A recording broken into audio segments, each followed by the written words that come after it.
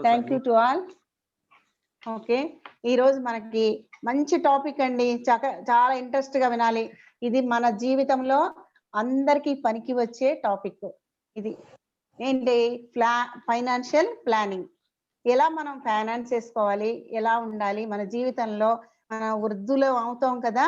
ఆ టైంలో కూడా మనకి డబ్బులు ఎలా మనం సమకూర్చుకోవాలి మనకి అనేది, అలాగే మన బ్యాంక్ అకౌంట్ గురించి చివరి వరకు మనకి అన్నీ అర్థం చేయిస్తారు మిస్టర్ ద్రోణ కుమార్ గారు. ఈయన ఎస్‌బీఐలో చీఫ్ మేనేజర్‌గా వర్క్ చేస్తున్నారు బొంబాయి బ్రాంచ్‌లో. కాబట్టి ఈయన ఫైనాన్షియల్ సెక్టార్‌లో పనిచేస్తున్నారు 24 సంవత్సరాల నుంచి. ఈయన అన్ని బ్రాంచ్‌లకు ఆడిటింగ్ సెక్షన్‌కి తిరుగుతూ ఉంటారు. అన్ని బ్రాంచ్‌లకి వెళ్తూ ఉంటారు. ఈయన మొన్ననే సర్టిఫైడ్ ట్రైనరే కాకుండా మోటివేషనల్ స్పీకర్, ట్రైనింగ్ వర్క్‌షాప్‌లో కూడా ట్రైనింగ్ అయ్యారు మోటివేషనల్ స్పీకర్‌గా. ఈయన ఇప్పుడు ప్రస్తుతం బొంబాయిలో ఉంటున్నారు. బొంబాయి నుంచి మనకి క్లాస్ చేస్తున్నారండి.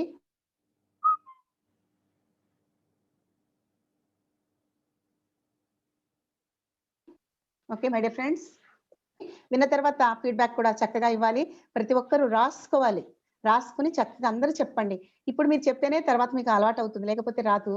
ప్రతి ఒక్కరు రాసుకొని చక్కగా ఫీడ్‌బ్యాక్ ఇవ్వండి. Okay my dear friends. Okay. Thank you to all. Mike over to sir Drona Kumar గారు. థ్యాంక్ యూ భారతి గారు. Thank you friends. ఫస్ట్ ప్రేయర్‌తో స్టార్ట్ చేద్దాం. శుక్లాం వరదరం ఓకే సార్. వివర్ణం చతుర్భుజం వదనం ధ్యాయే చతుర్భుజం ధ్యాయే సర్వవిఘ్నోపశాంతయే. నా తల్లిదండ్రులకు, తర్వాత నా గురువులకి అందరికీ పాదాభివందనం చేస్తూ, తర్వాత మన ఇంపాక్ట్ ఫౌండేషన్ స్థాపించినటువంటి గంపనాశ్ర గారికి, మనకి అందరికి అవకాశము, మనందరినీ ఇలా కల్పించడానికి ఇచ్చిన అవకాశం గంపనాశ్ర గారు, తర్వాత కృష్ణమూర్తి గారు, మన మెంటారు కృష్ణమూర్తి గారు, భారతి గారు, అందరికీ కృతజ్ఞతలు జరుపుకుంటూ, మన తోటి ఫెసిలిటేటర్స్ అందరికీ నమస్కారం, పార్టిసిపేట్స్ అందరికీ కూడా నమస్కారం. ఈరోజు మనం టాపిక్ ఏంటంటే ఫైనాన్షియల్ ప్లానింగ్. యాక్చువల్గా నేను ఒక 8-9 ఇయర్స్ కిందట సర్టిఫైడ్ ఫైనాన్షియల్ ప్లానర్ అని ఒక కోర్స్ ఉంది. అది financial planning standards board of India వాళ్ళు కండక్ట్ చేస్తారు ఆ ఎగ్జామ్ ని. అది కంప్లీట్ చేశాను. అది course itself is very costly. Each hour cost they will charge 1000 rupees. Like that I have spent nearly 60,000 for exam fees కానీ వాటి గురించి కానీ ఇక్కడ ఏంటంటే మన గంపనాశ్వ గారు ఏం చెప్తారు, మనకు తెలిసింది పంచమంటారు. ఆ విధంగా నేను నా యొక్క నాలెడ్జిని అందరినీ మీకు పంచుదామని చెప్పేసి వచ్చాను అనమాట. Okay, free of cost. But this is very very very important.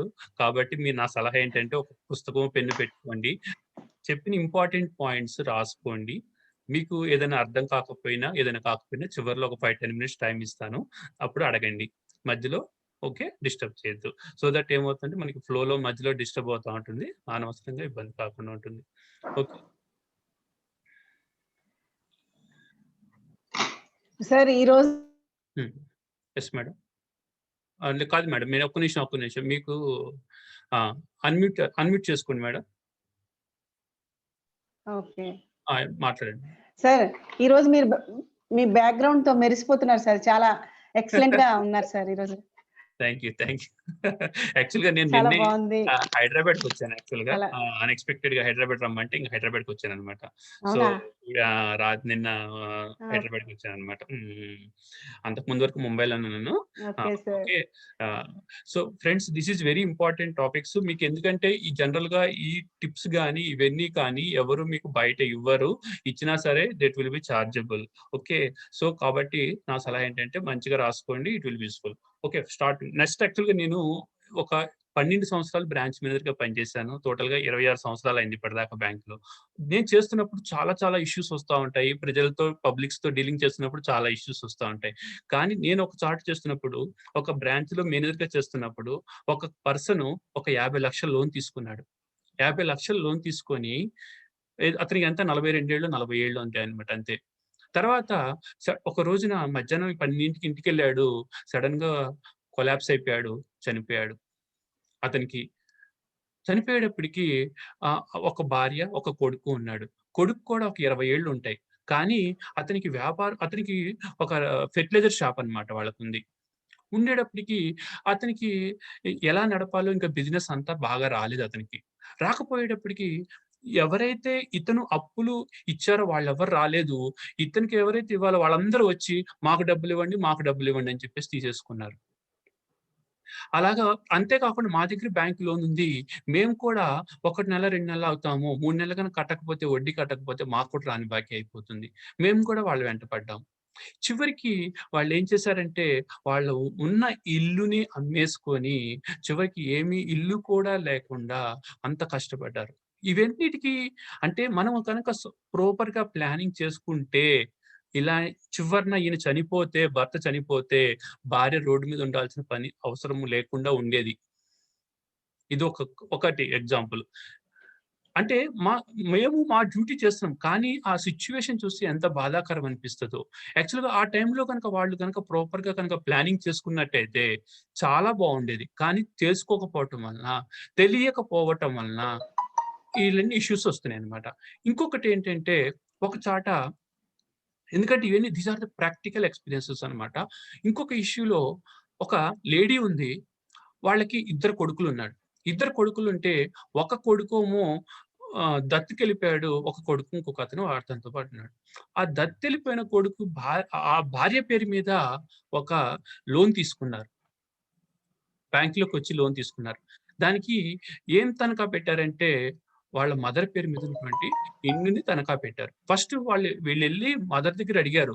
అమ్మా ఇంటికి తనఖా పెడతాము. ఇల్లు తనఖా పెట్టి లోన్ ఇవ్వమంటే వాళ్ళ అమ్మంది. నేను తనఖా పెట్టను. నేనివ్వను అని చెప్పేసి చెప్పింది. ఇవ్వను అని చెప్పినా సరే, వాళ్ళ అమ్మ ఏం చేసిందంటే అంటే వీళ్ళ కొడుకెళ్ళి మేమున్నాం కదమ్మా నీకు. నీకేం బాధ లేదు కదా! మేము చూసుకుంటాం గదా నీకు అని మాటలు చెప్పి ఎందుకంటే లేడీస్ యొక్క హృదయం చాలా కరిగిపోతుంది. కరుణ, దయ, హృదయం ఇవన్నీ ఎక్కువుంటాయి గదా! దాంతో కరుణైపోయి వాళ్ళేం చేశారంటే ఆమె చివరికి ఒప్పుకుంది.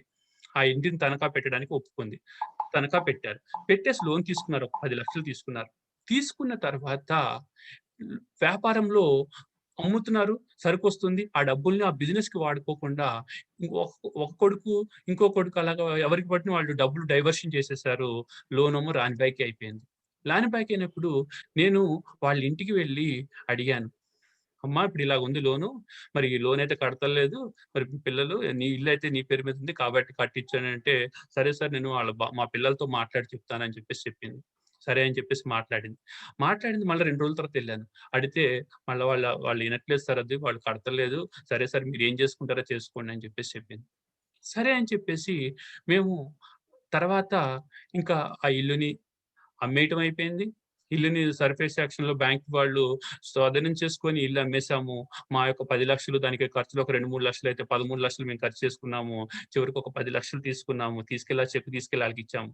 ఆమె ఆ రోజున కొడుకులెవ్వరు రాలేదు. కట్టు బట్టలతో, సామాలతో రోడ్డు మీదకొచ్చిందామె. ఆ యొక్క హృదయమైనటువంటి ఆ బాధ ఆ యొక్క సీను చూస్తే కళ్ళల్లో ఏడుపొచ్చిందనమాట. దీనికి కూడా వాళ్ళ హస్బెండు వీలునామా ఒక రకంగా రాస్తే గనక ఈ ఇష్యూ వచ్చి ఉండేది కాదు. అది నేను తర్వాత చెప్తాను మీకెలా రాస్తే బావుంటుందనేది. అంటే నేను చెప్పేదేంటంటే, మనముతో పాటు మన భార్య కూడా హ్యాపీగా ప్రాబ్లమ్ లేకుండా వెళ్ళాల్సిన బాధ్యత మన మీద ఉంది ఫ్రెండ్స్. ఎందుకంటే మనం పెళ్లి చేసుకున్న తర్వాత it is our duty to see that she will also be safe. మన తర్వాత కూడా ఆమె హ్యాపీగా ఉండాలి. అది that is very very important. ఇవి అంటే నేను చెప్పేదేంటంటే ఇవి కొన్ని 2 చాలా చెప్పుకుంటే మనకు టైం సరిపోదు. జస్ట్ ఒక 1 ఆర్ 2 సెంటెన్స్ చెప్తున్నాను. అంటే ఏంటనమాట సరిగ్గా ఫైనాన్షియల్‌గా ఒక ప్లానింగ్ చేసుకోకపోవటం వలన ఈ ప్రాబ్లమ్స్ అన్నీ వాళ్ళు ఫేస్ చేస్తున్నారు. నేనిప్పుడు కొన్ని చెప్తాను మీకు. అవి గనక చేసుకుంటే మీకు ఏ విధమైనటువంటి ప్రాబ్లమ్స్ లేకుండా హ్యాపీగా మీ యొక్క ఫైనాన్షియల్‌గా గోల్స్ అన్నీ అచీవ్ అవుతారు. చక్కగా చేసుకుంటారు. Okay friends. నౌ తర్వాత మనకి ఒక్క నిమిషం నీడ్స్ హ్యాపీ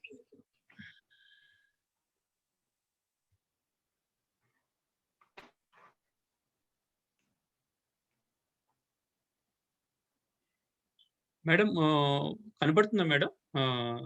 స్క్రీన్ కనబడుతుందా మేడం? ఓకే. Okay sir. ఓకేనా? రైట్. కనిపిస్తుంది సార్. కనిపిస్తుంది. నెక్స్ట్ ఒక్కటి. నేను ఒక ఫస్ట్ క్వెషన్ అడుగుతాను మిమ్మల్ని. Which is your first preference? అంటే ఏంటి? మీ యొక్క 2 ఆప్షన్స్ ఇచ్చారు. టు బి హ్యాపీ అంటే చాలా హ్యాపీగా, సంతోషంగా ఉండాలి. సంతోషంగా ఎప్పుడుండాలి? మీరు మీ యొక్క జీవిత లక్ష్యాలు ఏవైతే ఉన్నాయో అవి సంపాదించుకుంటూ అంటే వాటికి కావాల్సినటువంటి సంపాదన సంపాదించుకుంటూ అంటే ఏంటి? పిల్లలు చదువులు చెప్పించుకుంటూ, ఒక ఇల్లుని పెట్టుకుంటూ, ఒక రిటైర్మెంట్ ప్లానింగ్ చేసుకుంటూ, చక్కగా మన యొక్క ఆడపిల్లలుంటే వాళ్ళకి పెళ్ళికి కావాల్సిన అమౌంట్ సంపాదించుకుంటూ, ఇవన్నీ చూసుకుంటూ హ్యాపీగా ఉండటము, అది ఆ కావాల్సిన అమౌంట్‌ని సంపాదించుకొని హ్యాపీగా ఉండటం ఇష్టమా? లేకపోతే టు బి రిచ్ అంటే ఏంటన్నమాట? టు బి సూపర్ రిచ్ అనొచ్చు యాక్చువల్‌గా. సూపర్ రిచ్ అంటే ఏంటి? యాక్చువల్‌గా మనకి ఇంకా, ఇంకా సంపాదించాలి. ఇప్పుడు 5,00,00,000 ఉంది. ఇంకా 10,00,00,000, 10,00,00,000 ఉంది. ఇంకా 20,00,00,000. ఈ సంపాదన మీద మీకు వ్యామోహమా? మీకు హ్యాపీ అయితే హెచ్ అని కొట్టండి. రిచ్ అయితే ఆర్ అని కొట్టండి. టైప్‌లో చాట్ చేయండి ప్లీజ్.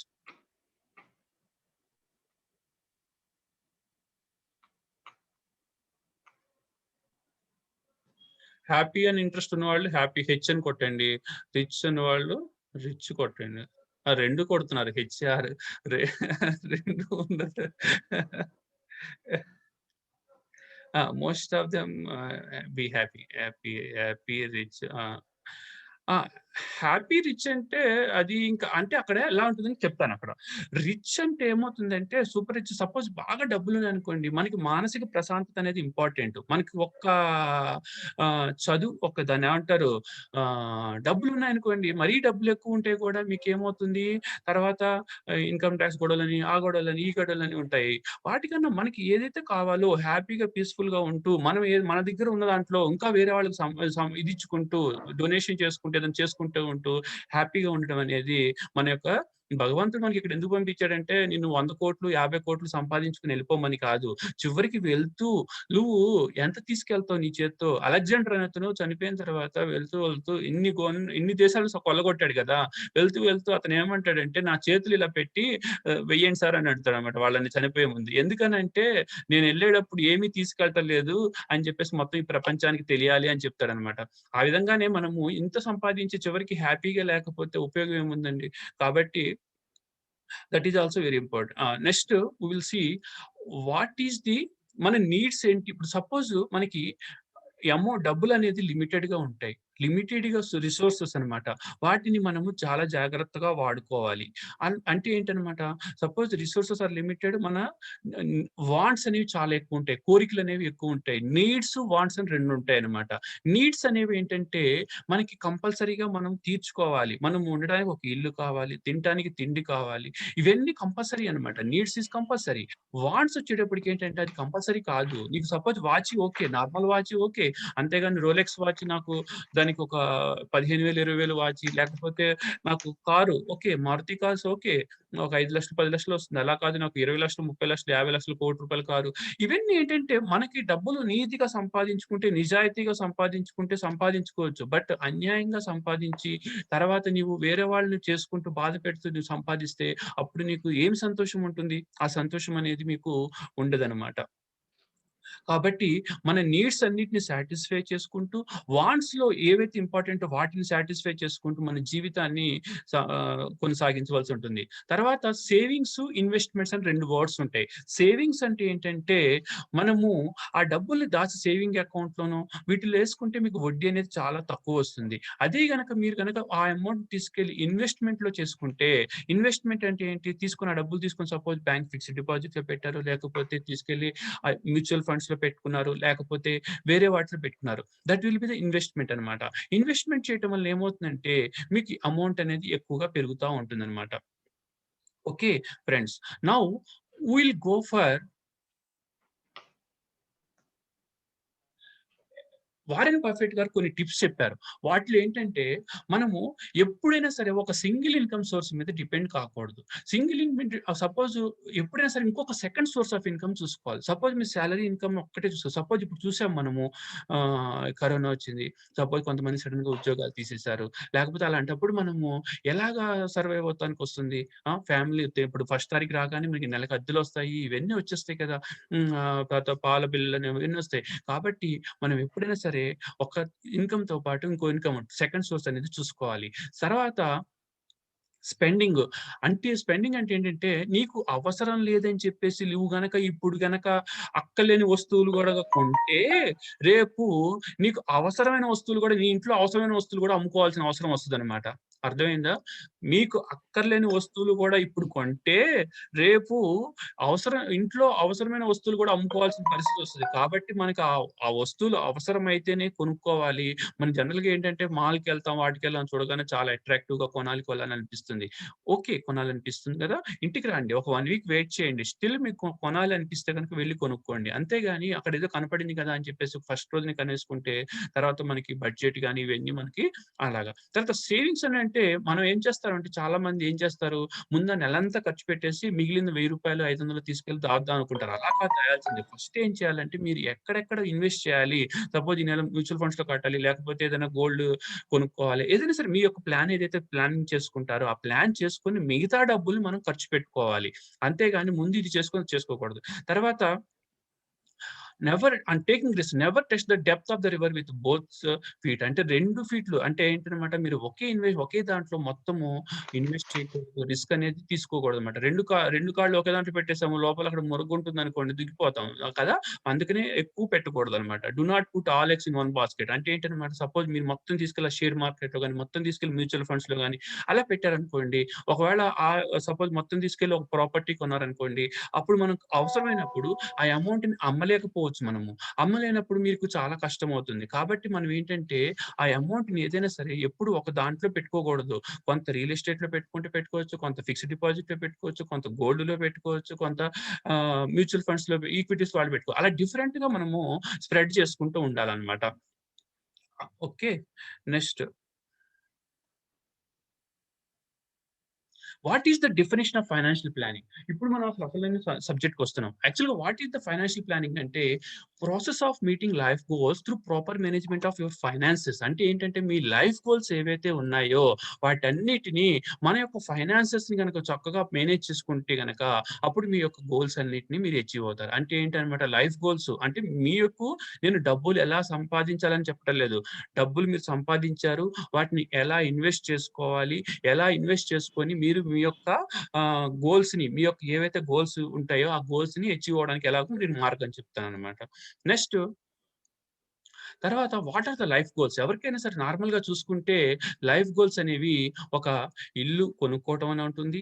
తర్వాత పిల్లల చదువులు ఎడ్యుకేషన్ అని ఉంటుంది. చిల్డ్రన్స్ మ్యారేజ్ ఉంటుంది. రిటైర్మెంట్ ఉంటుంది. రిటైర్మెంట్ తర్వాత హ్యాపీగా రిటైర్ అవ్వటము. తర్వాత డ్రీమ్ వెకేషన్ అంటే ఏంటి, సరదాగా ఎప్పుడైనా ఎళ్ళటం. సపోజ్ మనకు ప్రతి ఒక్కళ్ళకి ఒక ఇల్లయితే కొనుక్కోవాలండి కంపల్సరీగా. మనకి ఉద్యోగం వచ్చిన తర్వాత ఒక ఒక సపోజ్ 22 ఇయర్స్‌కి వచ్చిందనుకోండి. ఒక 2, 3 ఇయర్స్ సంపాదించుకొని వెంటనే మీరు ఒక ఇల్లు కొనుక్కోవడానికైతే ప్రయత్నం చేయాలి first. That is very, very important. ఇప్పుడు జరిగేది మార్కెట్‌లో ఎలా ఉందంటే, ఫస్ట్ ఇల్లు కొనుక్కోవడం కన్నా ముందు ఒక కార్ కొనుక్కుంటున్నారంతా. యాక్చువల్‌గా కార్ కొనుక్కుంటే ఏమవుతుందంటే, మీకు డిప్రిసియేషన్ అవుతుంది అది యాక్చువల్‌గా.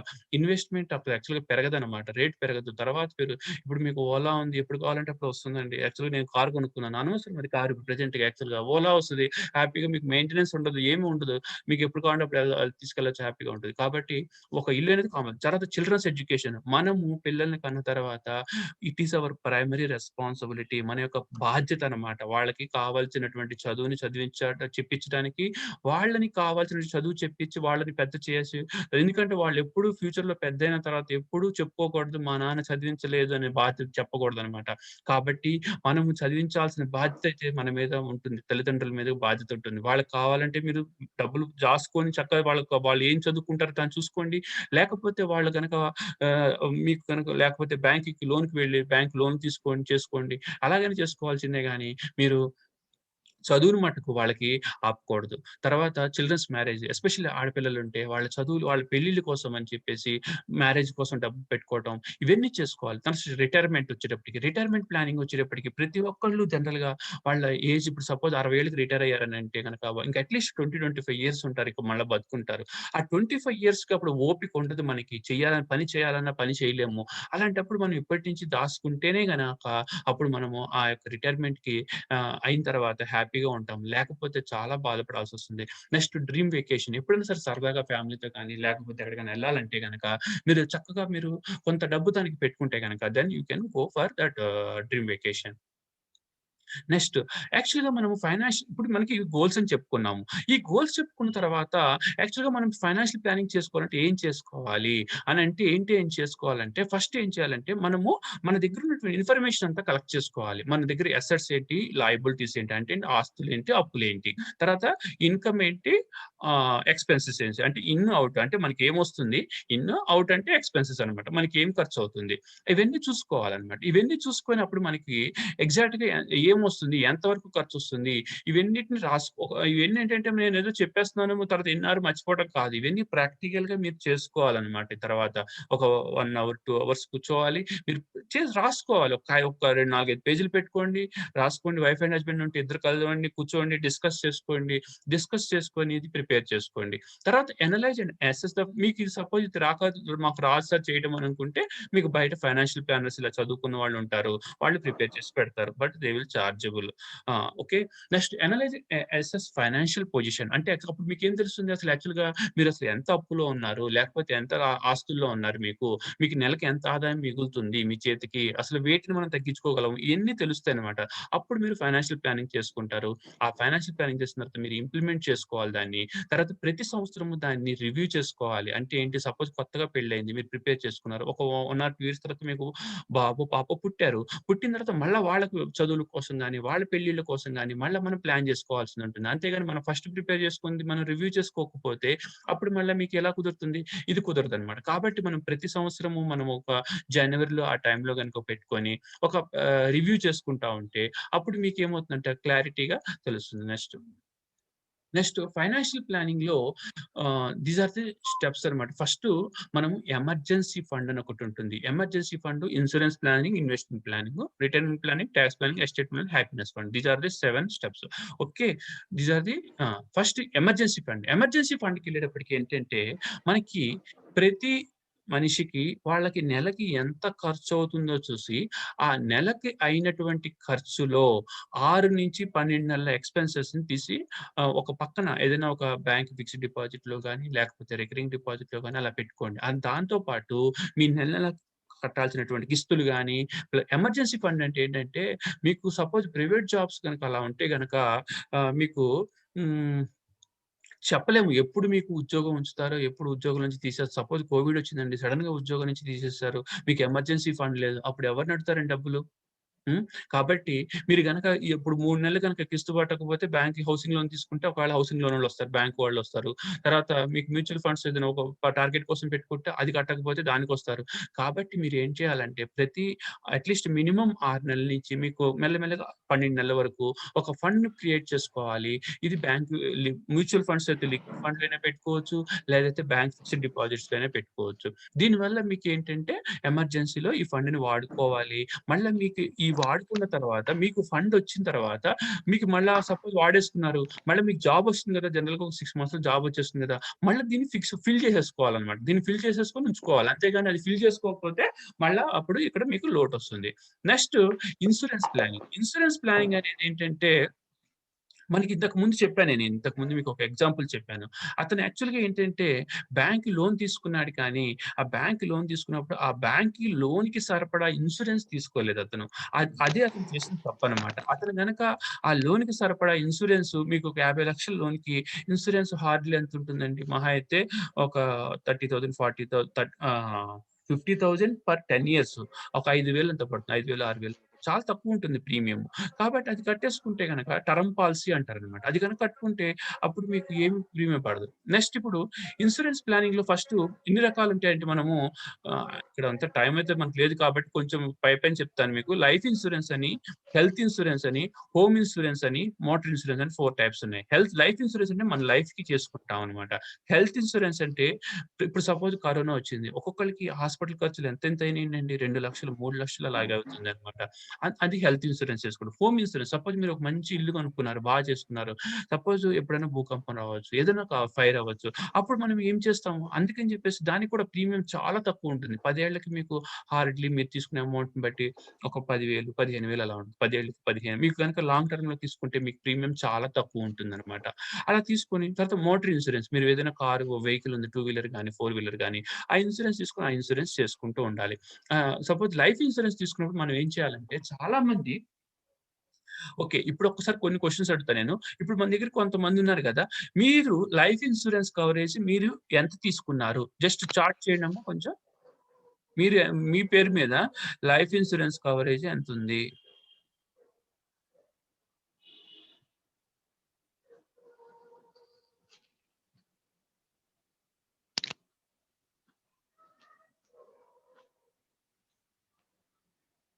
ఒకళ్ళు చెప్పారు 6,00,000 చెప్పారు. 3,00,000 50,00,000 ఆహ్, సరిపోతుందండి. 2,00,000 15,00,000 సంజీవరావు గారు. ఓకే.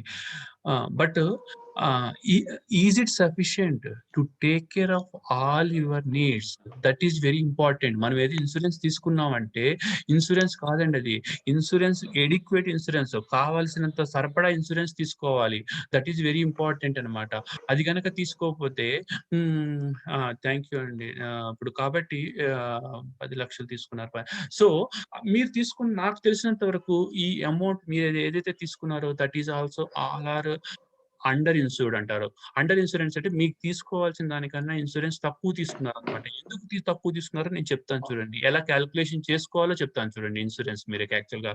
ఇప్పుడు ఇన్సూరెన్స్ అనేది గనక మీరు ఏదో పెద్దయిన దాకా తీసుకుంటే 50 ఏళ్ళు, 55 ఏళ్ళు, 60 ఏళ్ళు తీసుకుంటే మీకు ప్రీమియం అనేది చాలా ఎక్కువ ఉంటుంది. అలా కాకుండా ఇక్కడ నేను మీకు ఇన్సూరెన్స్ చేయటం వల్ల నాకేం కమిషన్ రాదు. నేనేం చెప్పేది. కానీ మీరు జనరల్‌గా బయట కమిషన్ చెప్పి వీళ్ళొచ్చి ఏం చెప్తారంటే మీకు ఒక ఎండోమెంట్ పాలిసీ చేసుకోమంటారు. లేకపోతే మామూలు పాలిసీసే చెప్పమంటారు. అక్కడ ఎండోమెంట్ పాలిసీలో ఏమవుతుందంటే మీకు ప్రీమియం ఎక్కువవుతుంది. మీకు ఇన్సూరెన్స్ కవరేజ్ తక్కువుంటుంది. అలా కాకుండా ఎందుకంటే టర్మ్ ఇన్సూరెన్స్ అని ఒకటుంటుంది. ఆ టర్మ్ ఇన్సూరెన్స్ అనేది తీసుకోవాలి. ఆ టర్మ్ ఇన్సూరెన్స్ తీసుకుంటే గనక మీకు ప్రీమియం అనేది చాలా తక్కువుంటుందనమాట. తర్వాత మీ ఏజ్ పెరుగుతున్న కొద్దీ మీకు ఇన్సూరెన్స్ అనేది కవరేజ్ అనేది ఎక్కువుంటుంది. తర్వాత మీ యొక్క మనం ఎంత వరకు తీసుకోవాలనే దానికి లైఫ్ ఎక్స్‌పెక్టెన్సీ ఎంత? మీ యొక్క మీకెంత? మీ డిపెండెంట్స్‌కి ఎంత? తర్వాత మీ ఫ్యామిలీ యాన్యుయల్ ఎక్స్‌పెన్సెస్ ఎంత? ఇవి చూసుకోవాలి. తర్వాత children's education cost, marriage cost ఎంత? ఇది కూడా చూసుకోవాలి. తర్వాత what is the expected rate of return on inflation ఎంత? అంటే ఇప్పుడు మనకు అమౌంట్ వచ్చింది. మళ్ళా మన ఇన్‌ఫ్లేషన్‌గా మళ్ళీ రేట్లు పెరిగిపోతా ఉంటాయి కదా! మీరు సపోజ్ ఒక 5,00,000, 10,00,000 తీసుకుంటే ఆ 10,00,000 మీరు బతుకున్నటువంటి మీ యొక్క డిపెండెంట్స్ ఎవరైతే ఉన్నారో వాళ్ళు మొత్తం ఉండలేరు కదండీ! సరిపోదు కదా! కాబట్టి ఇవి చూసుకోవాలి. తర్వాత మనకిప్పుడు ఎలా ఉందంటే పిల్లలు సపోజ్ మనం చనిపోయిన తర్వాత వాటి ఖర్చులుంటాయి గదా! ఆ ఖర్చులకు కూడా వీళ్ళు బాధపడుతున్నారు. కాబట్టి దానికి సరిపడా గూడా మీరు ఇన్స్యూరెన్స్ కలుపుకొని సపోజ్ ఒక 3,00,000 అవుతుందనుకోండి. ఆ 3,00,000 కూడా కలుపుకొని చేసుకోండి. సో దట్ ఆ అమౌంట్ తీసుకుంటారు. ఆ అమౌంట్‌ని బట్టి ఆ కార్యక్రమాలేవో చేసేస్తారు. అలాగే మనం తీసుకున్నటువంటి హౌసింగ్ లోన్స్ కానీ, కార్ లోన్స్ గానీ, బిజినెస్ లోన్స్ కూడా మనం ఎన్ని కలుపుకోవాలి. ఇవన్నీ కలుపుకుంటే అప్పుడు మీకు ఎగ్జాక్ట్‌గా మీరు తీసుకోవాల్సినటువంటి ఇన్స్యూరెన్స్ ఎంత తీసుకోవాలనేది వస్తుందనమాట. సార్ ఇవన్నీ నాకు తెలీదు సార్ ఇదంతా చాలా కష్టం అనుకోండి. జస్ట్ సింపుల్ ఏంటంటే థంబ్ రూల్ అంటారు. దానికి 20 times of your annual income అనమాట. అంటే ఏంటనమాట మీ యాన్యువల్ ఇన్‌కమ్ ఎంతైతే ఉంటదో సపోజ్ మీ యాన్యువల్ ఇన్‌కమ్ 5,00,000 సంవత్సరానికి మీ ఆదాయం 5,00,000 అనుకోండి.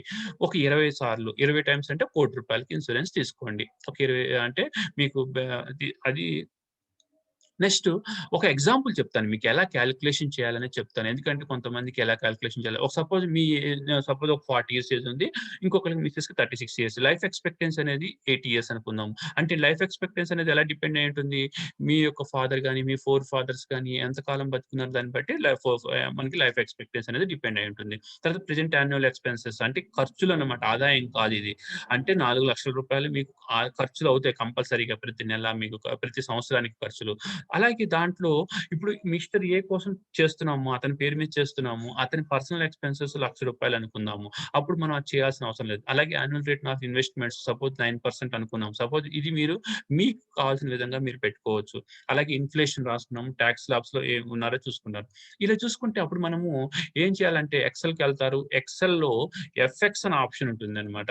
ఎఫ్ఎక్స్‌కెళ్ళి ఆ ఫైనాన్షియల్‌కి వెళ్ళి పీవీ అని ఒక ఆప్షన్ ఉంటుంది. దాంట్లోకి వెళ్లి చేసుకుంటే మీకు ఎగ్జాక్ట్‌గా కాలిక్యులేషన్ అదంతా మొత్తము వచ్చేస్తుంది. చివరికి పీవీలో మీకు 74,00,000, 84,000, 75,00,000 మీకు చేయాల్సిందుంటదనమాట. అంటే ఏంటనమాట, అలాగే ఫైనల్ కాస్ట్ ఒక 2,00,000 అలాగే కరెంట్ ఇన్వెస్ట్‌మెంట్ గనుక సపోజ్ నేను ఆల్రెడీ ఒక ప్రెజెంట్‌గా ఉన్న ఇల్లు కాకుండా ఇంకొక ఇల్లు ఉందనుకోండి. అది సపోజ్ అమ్మేసుకుంటా నేను. నాకు అక్కర్లేదు. సో, అది అమ్మేసుకుని స్పెండ్ చేసుకుంటాను. అప్పుడు డిడక్ట్ చేయండి కరెంట్ ఇన్వెస్ట్‌మెంట్. సపోజ్ మీకు గనుక వేరే ఇల్లు గనుకుంటే.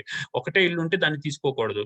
తర్వాత ఇన్సూరెన్స్ కవర్ అనేది ఆల్రెడీ మీకు ఒక 5,00,000 ఉందనుకోండి. 5,00,000 తీసేసుకోండి. తర్వాత మీ పిల్లల ఎడ్యుకేషన్ కాస్ట్ ఎంత అవుతుంది ప్రెజెంట్‌గా?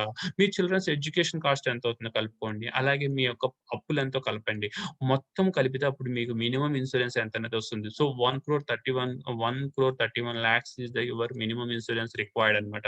అంతకన్నా తక్కువ ఏమాత్రం చేసినా సరే మీరు మీ యొక్క బాధ్యతలనేటివన్నిటిని తీర్చలేరనమాట. వాళ్ళకి మీ యొక్క ఎవరైతే మీ మీద డిపెండెంట్ అయి ఉన్నారో వాళ్ళు చాలా ఇబ్బంది పడతారనమాట.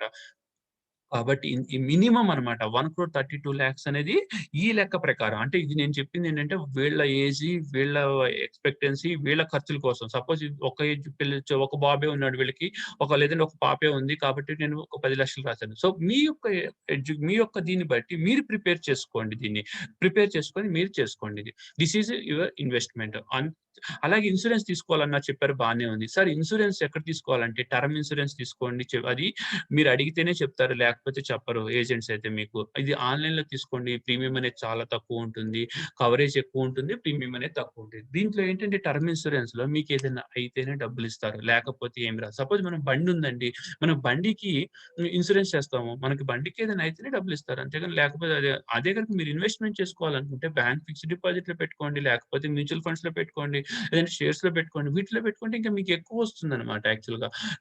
డైరెక్ట్‌గా మనం ఇన్సూరెన్స్ అనేది ఇన్వెస్ట్‌మెంట్ ప్రొడక్ట్ కింద చూడకూడదనమాట యాక్చువల్‌గా. నెక్స్ట్ ఇంకా హోల్ లైఫ్ పాలిసీ ఉంది. ఒక 2,00,000, 3,00,000 ఇందాక చెప్పా కదా! ఎక్స్‌పెన్సెస్ డెత్ అని చెప్పేసి.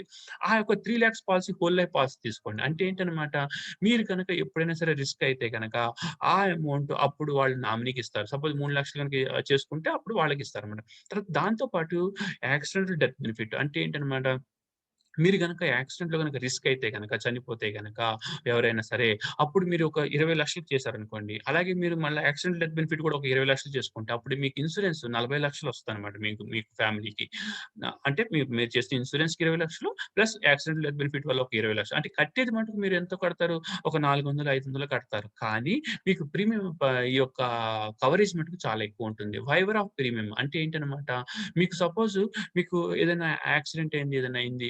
మీరు లోన్ కట్టలేనటువంటి స్థితిలో అంటే మీరు ప్రీమియం కూడా కట్టలేరు. మనం గనుక వైవర్ ఆఫ్ ప్రీమియం గనక తీసుకుంటే అప్పుడు ఆ రైడర్ కట్టినందుకు మీకు ఎక్కువ ఎంతో 300, 400 మీరు తీసుకున్న పాలిసీని బట్టి ఉంటుందన్నమాట. అది కట్టుకోవటం వలన మీకు ఈ బెనిఫిట్స్ అన్నీ వస్తాయన్నమాట. Critical illness suppose heart problem వచ్చింది, క్యాన్సర్ వచ్చింది. ఇలాంటి ఏమైనా ఇష్యూస్ వచ్చినప్పుడు మీకు క్రిటికల్ ఇల్‌నెస్ గనక తీసుకుంటే గనక మీకేమి కాలేదు. కానీ వీటి ఖర్చుల కోసం అని చెప్పేసి గనక చేసుకుంటే అప్పుడు ఇది మీకు కలిసొస్తుందన్నమాట. తర్వాత మనం పాలిసీ అనేది ఎప్పుడైనా సరే మంచి కంపెనీ నుంచి తీసుకోవాలి. అది మంచి కంపెనీని తీసుకోకపోతే రేపొద్దున ఏదైనా క్లెయిమ్ వచ్చినప్పుడు వాళ్ళు మనకి పేమెంట్ చేయడంలో ఇబ్బంది పెడతారనమాట. అంతే కాకుండా కొంతమంది ఏం చేస్తారంటే మనకి ఒంట్లో బాగోపోయినా అవన్నీ ఏం చేయకుండా అవన్నీ చెప్పరనమాట. చెప్పకపోయేటప్పటికి నాకే ప్రెజెంట్‌గా యాక్చువల్లీ నేను ఇంతకుముందు ఒక బ్యాంక్‌లో చేసినప్పుడు బ్రాంచ్‌లో పనిచేసినప్పుడు అతను ఏం చేసాడు, అతనికి ఒక ప్రాబ్లమ్ ఉంది. ఫ్యామిలీ అదే మెడికల్ ప్రాబ్లమ్ ఉంది. ఆ మెడికల్ ప్రాబ్లమ్ గురించి ఏమీ చెప్పలేదు. చెప్పకుండా పాలిసీ తీసేసుకున్నాడు. పాలిసీ తీసుకున్న తర్వాత అతనేం చేశాడనమాట, సడెన్‌గా ఒక 2 ఇయర్స్ తర్వాత చనిపోయాడు. క్లెయిమ్ పంపించాం. క్లెయిమ్ పంపిస్తే వాళ్ళేం చేస్తారు మొత్తము ఎంక్వైరీ చేస్తారు. హాస్పిటల్‌కి ఎంక్వైరీ చేస్తారు. అంతా ఎంక్వైరీ చేస్తారు. ఎంక్వైరీ చేసి ఏం చెప్పారంటే ఇతనికి ఆల్రెడీ ముందు నుంచే ఉంది ఈ ప్రాబ్లమ్స్ అన్నీ. కాబట్టి అతను ముందు మాకు చెప్పలేదు. కాబట్టి మేము అతనికి క్లెయిమ్ ఇవ్వము అని చెప్పారనమాట. కాబట్టి నా సలహా ఏంటంటే మీరు ఏదైతే ప్రాబ్లమ్స్ ఉన్నాయో ముందే చెప్పేసేయండి క్లియర్‌గా. వాళ్ళు ఇస్తే ఇస్తారు లేదంటే లేదు. ఎందుకంటే మనం కట్టిన తర్వాత పాపం ఆవిడ చివరికి పాపం ఏం చేసిందంటే ఇలా కట్టేటప్పటికి మాకు కిస్తీ కట్టలేకపోయింది. భర్త చనిపోయాడు. చివరికి ఆ ఇల్లు అమ్మేసి మా లోన్ కట్టిందనమాట. అంటే నేను చెప్పేదేంటంటే మనం గనక కరెక్ట్‌గా చేసుకోకపోతే గూడా మనకి ఇబ్బందుంటుంది. నెక్స్ట్ హెల్త్ ఇన్స్యూరెన్స్ అనేది ఇది అట్‌లీస్ట్ ఒక 5,00,000 తీసుకోండి. హెల్త్ ఇన్స్యూరెన్స్ ఏంటంటే ఫ్యామిలీ ఫ్లోటర్ పాలిసీ అని ఉంటుంది. ఫ్యామిలీ ఫ్లోటర్ పాలిసీలో ఏంటంటే మీ కుటుంబం మొత్తానికి కవర్ అవుతుందనమాట. తీసుకునే అమౌంట్‌ని. 5,00,000 తీసుకుంటే సపోజు మీకు ఒక హస్బాండ్‌కి ఏదైనా ఇష్యూ వచ్చింది. ఒక రూ. 1,00,000 ఖర్చయింది హాస్పిటల్ ఖర్చు. హస్బాండ్‌కి చూపించుకోవచ్చు. సపోజ్ హస్బాండ్‌కి అయిపోయిన తర్వాత భార్యకి మళ్ళీ ఏదైనా ఒక 50,000 ఖర్చయిందనుకోండి. మళ్ళీ అదే పాలిసీలో 5,00,000 చేసుకున్నారు. రూ. 1,00,000 అయిపోయింది. ఇంక 4,00,000 ఉంది. ఆ 4,00,000 భార్యకి మళ్ళీ ఒక 50,000 చూపించుకోవచ్చు. సపోజ్ కొడుక్కి మళ్ళీ ఏదైనా ఒక ప్రాబ్లమ్ వస్తే అప్పుడు. అంటే ఏంటనమాట, ఒకటే పాలిసీ తీసుకొని మొత్తం అందరికి కుటుంబం మొత్తానికి కవరేజ్ అవుతుంది. అదే గనుక మీరు ఒక్కొక్కళ్ళకి తీసుకుంటే గనక చాలా ఖర్చొస్తుంది. కాబట్టి హెల్త్ ఇన్స్యూరెన్స్ కూడా చాలా ఇంపార్టెంట్. సపోజ్ ఇప్పుడు కోవిడ్ వచ్చింది. ఒక్కొక్కళ్ళకి 3,00,000, 4,00,000 ఖర్చులొస్తున్నాయి. అప్పుడు ఒకేసారి మనం గనుక పాలిసీ తీసుకోకపోతే వాళ్ళకి ఎంత ఖర్చొస్తుందండి. కాబట్టి ఈ యొక్క హెల్త్ ఇన్స్యూరెన్స్ అనేది దట్ ఈస్ వెరీ ఇంపార్టెంట్ అనమాట. హోమ్ ఇన్స్యూరెన్స్ అంటే ఏంటంటే మనకి తెలీదు, చెప్పలేము. ఇది ఎప్పుడేమవుతుందో చెప్పాం కదా! నేచురల్ కలామిటీస్ గాని, థెఫ్ట్ గాని, ఫైర్ గాని ఇవన్నీ జరిగినప్పుడు ఎస్పెషల్లీ గోల్డ్ ఆర్నమెంట్స్ ఉంటాయి. ఇవన్నీ మనకి థెఫ్ట్ అయినప్పుడు మనకి చాలా ఇబ్బందొస్తుంది. అదే గనుక మీరు గనుక ఆ పాలిసీ గనుక చేసుకుంటే, కాంప్రహెన్సివ్ పాలిసీ గనుక చేసుకుంటే అప్పుడు మీకు ఇబ్బంది అనేది ఏమి లేకుండా ఉంటుందన్నమాట. అలాగే ఇంతకుముందు వెహికల్ గురించి ఆల్రెడీ చెప్పాను. కానీ వెహికల్ గురించి గుర్తుంచుకోండి. డైరెక్ట్ చేసుకోండి. ఆ డైరెక్ట్ చేసుకొని కట్టాల్సిన టైంలో కట్టేసుకోండి. లేకపోతే పాలిసీ ల్యాప్స్ అయిపోతుంది. అప్పుడు మీకు ఏదైనా క్లెయిమ్ వస్తే మీ మీదే పడుతుందన్నమాట అది. తర్వాత now we are coming to investment planning. Investment ప్లానింగ్‌లో ఏంటంటే asset allocation is very important అనమాట ఇన్వెస్ట్‌మెంట్ ప్లానింగ్‌లో. Investment planning, asset allocation. Asset అలోకేషన్‌ని బట్టే మనకి ఉంటుంది. అసెట్ అని ఇప్పుడు యాక్చువల్‌గా మనం ఏం చేస్తామంటే 4 టైప్స్ ఆఫ్ అసెట్స్ ఉంటాయండి. ఒకటి ఏంటంటే ఈక్విటీ, ఇంకొకటి డెట్, ఇంకొకటి గోల్డ్, ఇంకొకటి real estate. These are the 4 types of assets ఉంటాయి. మనం దేంట్లో ఎవరెవరు ఎంత పెట్టాలి అనే దాన్ని ఎలా ఉంటుందంటే మనం ఎంత రిస్క్ తీసుకుంటాం అనే దాన్ని బేస్ చేసుకొని మనము పెట్టాల్సుంటుందనమాట. ఆ గీతలు గీయమాకండి దయచేసి. ఎవరో గీతలు గీస్తున్నారు. ఎందుకంటే క్లారిటీగా మీకే కనపడదు. తర్వాత ఈక్విటీలోకొచ్చేటప్పటికి 100 మైనస్ ఏజ్. అంటే మన ఏజ్ ఒక సపోజ్ సే 45 అనుకోండి. అప్పుడు మీరేం చేయొచ్చనమాట. 100 నుంచి 45 తీసేస్తే 55%. అంటే మీరు పెట్టేసేటటువంటి దాంట్లో ఒక పోర్ట్‌ఫోలియోలో ఒక 55% వరకు మీరు ఈక్విటీకి వెళ్ళొచ్చనమాట. అంటే ఏంటనమాట, ఈక్విటీలో ఎలా ఉంటుందంటే రిస్క్ అనేది ఎక్కువ ఉంటుంది అనమాట. కాబట్టి మనం రిస్క్‌ని చూసుకుని బట్టి మనం పెట్టుకోవాలి. నాకు అసలు రిస్క్ వద్దు సార్ అనుకుంటే గనక డెట్ అంటే ఏంటనమాట, మనకి మ్యూచువల్ ఫండ్స్ అని ఉంటాయి. లేదంటే బ్యాంక్ ఫిక్స్డ్ డిపాజిట్స్ ఉంటాయి. లేదంటే కంపెనీ ఫిక్స్డ్ డిపాజిట్స్ ఉంటాయి. ఇవన్నిటన్నిటిలో పెట్టుకోవచ్చనమాట. నెక్స్ట్ గోల్డ్‌లో పెట్టుకోవచ్చు. నెక్స్ట్ రియల్ ఎస్టేట్‌లో గాని రియల్ ఎస్టేట్ అంటే ప్రాపర్టీస్ అనమాట. మనం గోల్డ్ అనేది ఎక్కువగా అలా పెట్టుకోకుండా మన యొక్క పోర్ట్‌ఫోలియో మొత్తంలో, అంటే పోర్ట్‌ఫోలియో అంటే మీరు సపోజ్ ఒక 50,00,000 కావాలనుకుందాం. ఒక 5,00,000 వరకు గోల్డ్‌లో పెట్టుకోవచ్చనమాట. అంతకు మించి ఎక్కువ పెట్టుకుంటే మీకు జనరల్‌గా ఏంటంటే గోల్డ్ ఎలా ఉంటుందంటే మనకి ఇన్‌ఫ్లేషన్ అడ్జస్టెడ్ అనమాట ఇది. నెక్స్ట్ ఒక పాపకి పెళ్లి కోసం కావాలి మ్యారేజ్ కోసం కాలిక్యులేషన్ ఎలా చేయాలనేది ఒకటి చూపిస్తున్నాను చూడండి ఒకటి. ఒక పాపుంది. ఆ పాపకి మ్యారేజ్‌కి ప్రెజెంట్ కాస్ట్ ప్రకారం ఒక 10,00,000 కావాలనుకుందాం. 10,00,000 ఆ పాపకి ప్రెజెంట్ ఏజ్ 5 ఏళ్ళు. ఏజి ఒక 20 ఏళ్ళకి పెళ్లి చేస్తాం అనుకుంటే 20, 21 ఏళ్ళకి మనకి ప్రెజెంట్‌గా ఇన్‌ఫ్లేషన్ 6% ఉంటే పీరియడ్ ఎంతొచ్చింది? 15 ఇయర్స్ పీరియడ్ వచ్చింది. టోటల్‌గా ఎంత అవసరం పడుతుందంటే సుమారుగా 24,00,000 అవసరం పడుతుందనమాట. అంటే ఏంటనమాట, మనం ప్రెజెంట్‌గా 10,00,000 గనక ఖర్చవుతుంది గనక అనుకుంటే గనక, పాప పెళ్లి ఒక 15 సంవత్సరాల తర్వాత గనక ఉంటే గనక, మనం రూ. 24,00,000 దాసుకోవాల్సుంటుంది. రూ. 24,00,000 దాసుకోకపోతే మీరు మీ ఖర్చు పెట్టలేరు. అంటే ఏంటి, మనం ఏవైతే అనుకుంటామో సపోజ్ ఫుడ్ ఉంటుంది. అప్పుడు మనం స్టార్టింగ్‌లో ఇప్పుడు ప్రెజెంట్‌గా రూ. 100 ఉంది. ఒక 15 ఏళ్ల తర్వాత మీకది రూ. 250, రూ. 240 అవుతుందనమాట. అంటే మీరు 10,00,000 కాస్త 24,00,000 అవుతుంది. అంటే 2.4 టైమ్స్ మీకు ఇంక్రీజ్ అవుతుందనమాట మీ యొక్క కాస్ట్. దాని ప్రకారం మీరు గనక దాసుకోకపోతే, నేను 10,00,000 కదా! ఆ 10,00,000 దాసుకుంటూ ఉంటే, మీరు మీ పాప పెళ్లిని చేయలేరు. సరిగ్గా చేయలేరు. Next okay. తర్వాత ఆ యొక్క 24,00,000 దాసుకోవాలనుకుంటే ప్రొసీజర్ అనమాట ఇది. మీకు ఇంతకు ముందు ఎక్సెల్ షీట్‌లో చెప్పా కదా! అలా చూసుకుంటే ప్రతి సంవత్సరము మీరు 59,252 రూపీస్ సంవత్సరానికి దాసుకుంటే గనక, ఒక 14 ఇయర్స్ దాసుకుంటే మీ రిటర్న్ ఆన్ ఇన్వెస్ట్‌మెంట్ గనక 15%లో గనక వస్తే గనక, అప్పుడు మీకు ఒక రూ. 24,00,000 మీరు సేవ్ చేసుకోగలరనమాట. ఓకే. ఒక్కటి గుర్తుంచుకోండి ఫ్రెండ్స్. ఒక్కటేంటంటే కాంపౌండ్ ఇంట్రెస్ట్ అంటే ఏంటంటే, మీకు పిల్లల మీద పిల్లలు పుడుతుందనమాట. అంటే మీకు వడ్డీ మీద వడ్డీ వస్తా ఉంటుందనమాట. Suppose this is the eighth wonder అంటారనమాట. ఆల్బర్ట్ ఐన్‌స్టీన్ చెప్తారు. ఇది compound interest is the eighth wonder. Suppose చూడండి, మీరిక్కడ ఒక రూ. 1,00,000 గనక మీరు పెడితే, మా బ్యాంక్‌లో గనక పెడితే ప్రెజెంట్ రేట్ ఆఫ్ ఇంట్రెస్ట్ 9% కనుక అనుకుంటే, మీకు 1,00,000కి ఎంత రావాలి? ఒక సంవత్సరానికి 9,000 రావాలి. కానీ మీకెంతొస్తుంది? రూ. 9,308 వస్తుంది. అంటే రూ. 308 మీకు ఎక్స్‌ట్రా వచ్చింది. ఎందుకొచ్చింది అంటే, బ్యాంకులో ప్రతి 3 నెలలకొకసారి వడ్డీ మీద వడ్డీ యాడ్ అవుతా ఉంటుందనమాట. అందుకని చెప్పేసి మీకు రూ. 308 ఎక్స్‌ట్రా వచ్చింది. అదే సెకండ్ ఇయర్ వచ్చేటప్పటికి 9,000, 9,000 18,000 అవ్వాలి. కానీ మీకెంతొచ్చింది ఎక్స్‌ట్రా రూ. 1,483 ఎక్స్‌ట్రా వచ్చింది. అదెందుకొచ్చిందంటే అది గూడా అంతే. ప్రతి 3 నెలలకొకసారి వడ్డీ మీద వడ్డీ, వడ్డీ మీద వడ్డీ అలా రావటం వలన మీకు మీకు అసలైనటువంటి దీని వడ్డీ కన్నా మీకు చాలా ఎక్కువ వస్తుందనమాట యాక్చువల్‌గా. సపోజ్ 10 ఇయర్స్ చూసుకున్నాము. మీరు రూ. 1,00,000 పెడితే ప్రతి సంవత్సరం 9,000 అనుకుంటే 10 ఏళ్ళకి 90,000 రావాలి. అప్పుడు రూ. 1,00,000 ప్లస్ 90,000 1,90,000 రావాలి మీకు. కానీ మీకిక్కడ ఎంతొస్తుంది? 2,43,000 వస్తుంది. అంటే ఏంటి దగ్గర దగ్గర మీకు రూ. 53,518 మీకు ఎక్స్‌ట్రా వస్తుందన్నమాట. చూసారా? కాబట్టి this is the compound interest యొక్క బెనిఫిట్ అన్నమాట. తర్వాత మనం కొంతమంది ఏం చేస్తామంటే డిలే చేస్తా ఉంటారు. తర్వాత చేద్దాంలే ఇప్పుడెందుకు హ్యాపీగా ఎంజాయ్ చేద్దాం అనేసి అనుకుంటారు. ఎంజాయ్ చేస్తుంటారు కానీ మన యొక్క బాధ్యతలు కూడా చూసుకోవాల్సిన బాధ్యత మన మీద ఉంటుందండి. అవి గనుక చేసుకోకపోతే తర్వాత చాలా ఇబ్బంది పడతాం. ఒక పాప ఉంది. ఈ 2 ఏళ్ల పాప అప్పుడే ఒకతను ఏం చేస్తున్నాడంటే ప్రతి నెల 5,000 చొప్పున ఆ పాప చదువు కోసం దాసుకుంటున్నాడు. 22 ఏళ్ళు వచ్చేటప్పటికి 66 లక్షలు అయిందనమాట. ఒక మ్యూచువల్ ఫండ్స్‌లో మంచి బ్యాలెన్స్‌డ్ ఫండ్‌లో పెట్టుకున్నాడు. అదే గనుక ఒక అతను ఉన్నాడు అతను పట్టించుకోలేదు. ఒక 9 ఏళ్ళు, 11 ఏళ్ళ దాకా పెట్టుకున్నాడు. 11 ఏళ్ల తర్వాత గుర్తొచ్చింది. ఓహో! పాప మళ్ళీ పెళ్ళికి చేయాలి కదా! లేదంటే చదువుకోవాలి కదా! డబ్బులు కావాలని చెప్పేసి అప్పుడు చూసుకున్నాడు. అప్పుడు ఇతనికి 5,000 కట్టేసుకోవాల్సింది ఆల్‌మోస్ట్ ఇంకా 8,000 చేసాడు. అయినా సరే అతనికి ఆ టైంకి 25,00,000 వచ్చిందనమాట. కాబట్టి మనం ఏంటంటే ఎంత తొందరగా స్టార్టింగ్ చేసి సపోజ్ స్టార్టింగ్‌లో మీకు తక్కువే ఉందనుకోండి తక్కువే పెట్టండి.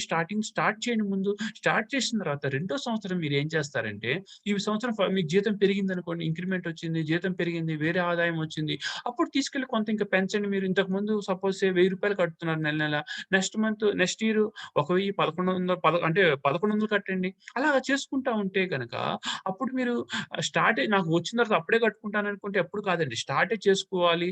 వెళ్తేనే అప్పుడు మనము మన యొక్క టార్గెట్‌ని అచీవ్ అవుతాం. జనరల్‌గా మనకి సోర్సెస్ ఆఫ్ ఇన్‌కమ్స్ వచ్చేటప్పటికి 7 టైప్స్ ఆఫ్ ఇన్‌కమ్ సోర్సెస్ ఉంటాయి. ఎర్న్‌డ్ ఇన్‌కమ్ అంటే మనం ఏదైతే పని చేస్తామో, ఆ పర్టిక్యులర్ పని చేసుకుంటామో, సంపాదించుకుంటాము, ఆదాయం సంపాదించుకుంటాము, జీతంగా తెచ్చుకుంటాం. అది ప్రాఫిట్ ఇన్‌కమ్ అంటే ఏంటి? మనం ఏదైనా ఒక బిజినెస్ చేస్తున్నాము. ఆ బిజినెస్ ద్వారా మనకి వచ్చింది. సపోజ్ దాన్ని ఇన్వెస్ట్‌మెంట్ చేసాం. అది తర్వాత ఇంట్రెస్ట్ ఇన్‌కమ్ ఏదైనా తీసుకెళ్ళి బ్యాంక్ ఫిక్స్డ్ డిపాజిట్‌లో పెట్టాము. ఏదైనా కంపెనీలో పెట్టాము. అప్పుడు ఇంట్రెస్ట్ వచ్చింది. అది ఇంట్రెస్ట్ ఇన్‌కమ్. డివిడెండ్ ఇన్‌కమ్ షేర్స్‌లో పెట్టుకున్నాము. ఆ షేర్స్ అమ్ముకున్నాం. షేర్స్‌లో ఉంటే అప్పుడు వాళ్ళు ఏం చేస్తారు కంపెనీలు లాభాలు వచ్చినప్పుడు డివిడెండ్స్ ఇస్తా ఉంటారన్నమాట. రెంటల్ ఇన్‌కమ్ ఒక హౌస్ కొనుక్కున్నాము. రెంట్ వచ్చింది. రెంటల్ ఇన్‌కమ్ వస్తుంది. అలాగే క్యాపిటల్ గెయిన్స్ అంటే ఏంటన్నమాట మనం కొనుక్కున్నాము. ఒక ఇల్లు గాని, లేకపోతే ఒక గోల్డ్ గాని ఏదో ఒకటి కొనుక్కున్నాము. తర్వాత ఒక సంవత్సరం, 2 సంవత్సరాలు, 5 సంవత్సరాల తర్వాత అమ్ముకున్నాము. అప్పుడు క్యాపిటల్ గెయిన్స్ వస్తుంది. రాయల్టీ ఇన్‌కమ్ అంటే ఏంటంటే మన వస్తువుని సపోజ్ ఏదైనా బుక్స్ గాని, లేకపోతే మన వస్తువుని వాళ్ళు వాడుకున్నందుకు వాళ్ళు మనకి పే చేస్తా ఉంటారనమాట. కాబట్టి ప్రతి ఒక్కళ్ళు ఏదో ఒక మీకు ఏదైతే నచ్చిందో ఏదైనా అట్‌లీస్ట్ ఒక 2 సోర్సెస్ ఆఫ్ ఇన్‌కమ్స్ అనేది మీరు అబ్జర్వ్ చేసుకోండి. ఒక్కటి దాని మటుకు ఎప్పుడు డిపెండ్ కాకండి. అప్పుడు మీకు హ్యాపీగా ఉంటారు. ఇంతకుముందు చెప్పినట్టే మీకు అన్ని ఎగ్స్ ఒకటే దాంట్లో పెట్టకుండా మీరు డిఫరెంట్‌గా బాస్కెట్స్‌లో కనుక పెట్టుకుంటే అప్పుడు మీకు ఒక్కటి గనక అంటే సపోజ్ మీకు గోల్డ్‌లో పెట్టుకున్నారు. గోల్డ్ రేట్ తగ్గిపోయిందనుకుందాము. అప్పుడు మీకేంటి మీ వాల్యూ మొత్తం తగ్గిపోకుండా ఉంటుంది. లేకపోతే సపోజ్ ఈక్విటీస్‌లో షేర్స్‌లో పెట్టుకున్నారు. షేర్ మార్కెట్ పెరిగింది ఓకే. బానే ఉంటుంది. తగ్గిందనుకోండి అప్పుడు మీకు బాధేస్తుంది. అలా కాకుండా మనం గనక జాగ్రత్తగా రిస్క్ తీసుకొని ఎంతవరకు మనం పెట్టగలం మీరు రిస్క్ 10% తీసుకోగలరు. ఒక 5,000, 3,000 పెట్టుకోండి. ఎక్కువ పెట్టమాకండి. రిస్క్‌ని నాకు పర్లేదనుకున్నప్పుడు కొన్ని దాంట్లో పెట్టుకోవచ్చు. రియల్ ఎస్టేట్‌లో కూడా అంతే. రియల్ ఎస్టేట్‌లో మెయిన్ ఇష్యూ ఏంటంటే మనము రేట్ పెరుగుతా ఉంటది. అంటే పెరుగుతా ఉంటది బానే ఉంటది గానీ, ఒక్కసారి మనం కావాల్సినప్పుడు అమ్మటం కష్టమవుతది. Real estate. అదొకటి కొంచెం చూసుకోవాలి. అందుకనే పెళ్లేదైనా పెట్టుకున్నారు. ఒక పాప కోసం, పెళ్లి కోసం కొనుక్కున్నారనుకోండి. అప్పుడు మీరేం చేయాలంటే ఆ స్థలాన్ని గాని, ఆ ఇల్లు గాని అట్‌లీస్ట్ ఒక 1 ఇయర్ ముందు దాన్ని అమ్మడానికి ప్రయత్నం చేయండి. అమ్మటానికి ప్రయత్నం చేసి లేదంటే పాపకి ఇద్దామంటే చెప్పలేం గదా! చేసుకుంటే అప్పుడు ఏమవుతుందంటే, ఆ అమౌంట్ మీకు కరెక్ట్ టైమ్‌కొస్తుంది. అది సపోజ్ అదే పాప పెళ్లి సెటిల్ అయిన తర్వాత అప్పుడు చూద్దామంటే, ఆ టైంలో మీకు వెంటనే అమ్ముడుపోవడానికి కూడా ఛాన్స్ ఒక్కోసారి ఉండకపోవచ్చు. తర్వాత what are the different types of investment opportunities చెప్పాం గదా! Debt, equity, gold. ఇప్పుడు డెట్‌లో వచ్చేటప్పటికి bank fixed deposits, company fixed deposits, Sukanya Samriddhi account. ఇది ఇది సుకన్య సమృద్ధి అకౌంట్ ఏంటంటే ఆడపిల్లలకండి ఇది. ఆడపిల్లలకి ఒక్క నిమిషం చెప్తాను.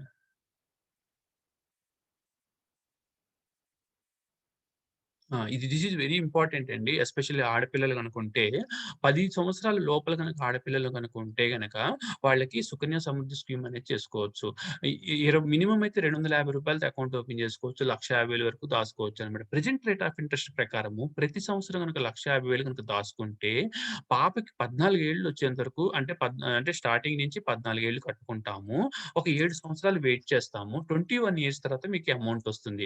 మీరు కట్టేది మటుకు 14 ఏళ్లే కడతారు. మీకు అమౌంట్ వచ్చేది మటుకు 21 ఇయర్స్‌కొస్తుంది. దీంట్లో మినిమమ్ అయితే సంవత్సరానికి రూ. 250 కట్టుకోవాలి. మాక్సిమం 1,50,000 కట్టుకోవాలి. తర్వాత టోటల్‌గా మీరు కట్టే అమౌంట్‌కి ఇన్‌కమ్ టాక్స్ ఎగ్జంప్షన్ వస్తుంది. మీకొచ్చే ఇంట్రెస్ట్ మీద ఇన్‌కమ్ టాక్స్ ఎగ్జంప్షన్ వస్తుంది. మెచ్యూరిటీ వాల్యూ కూడా మీకు ఎగ్జంప్షన్ వస్తుంది. సపోజ్ మీరు 1,50,000 కడతారు. మీకు మెచ్యూరిటీ వాల్యూ సుమారుగా 65,93,000 వస్తుందన్నమాట. మీకు ఆహ్, ఆ ప్రెజెంట్ రేట్ ఆఫ్ ఇంట్రెస్ట్ ప్రకారం లెక్కేసుకుంటే. ఈ రేట్ ఆఫ్ ఇంట్రెస్ట్ అనేది ప్రెజెంట్‌గా ఏంటంటే ప్రతి 3 నెలలకొకసారి గవర్నమెంటు పెంచొచ్చు, తగ్గించొచ్చనమాట. ఈ కొంచెం దాన్ని బట్టి మీ వాల్యూ గూడా ఇది నేను సుమారుగా చెప్పాను. కాబట్టి ఆ వాల్యూ పెరగొచ్చు, తగ్గొచ్చనమాట. మనకి 21 ఇయర్స్ తర్వాత మన అకౌంట్ క్లోజ్ అయిపోతుంది.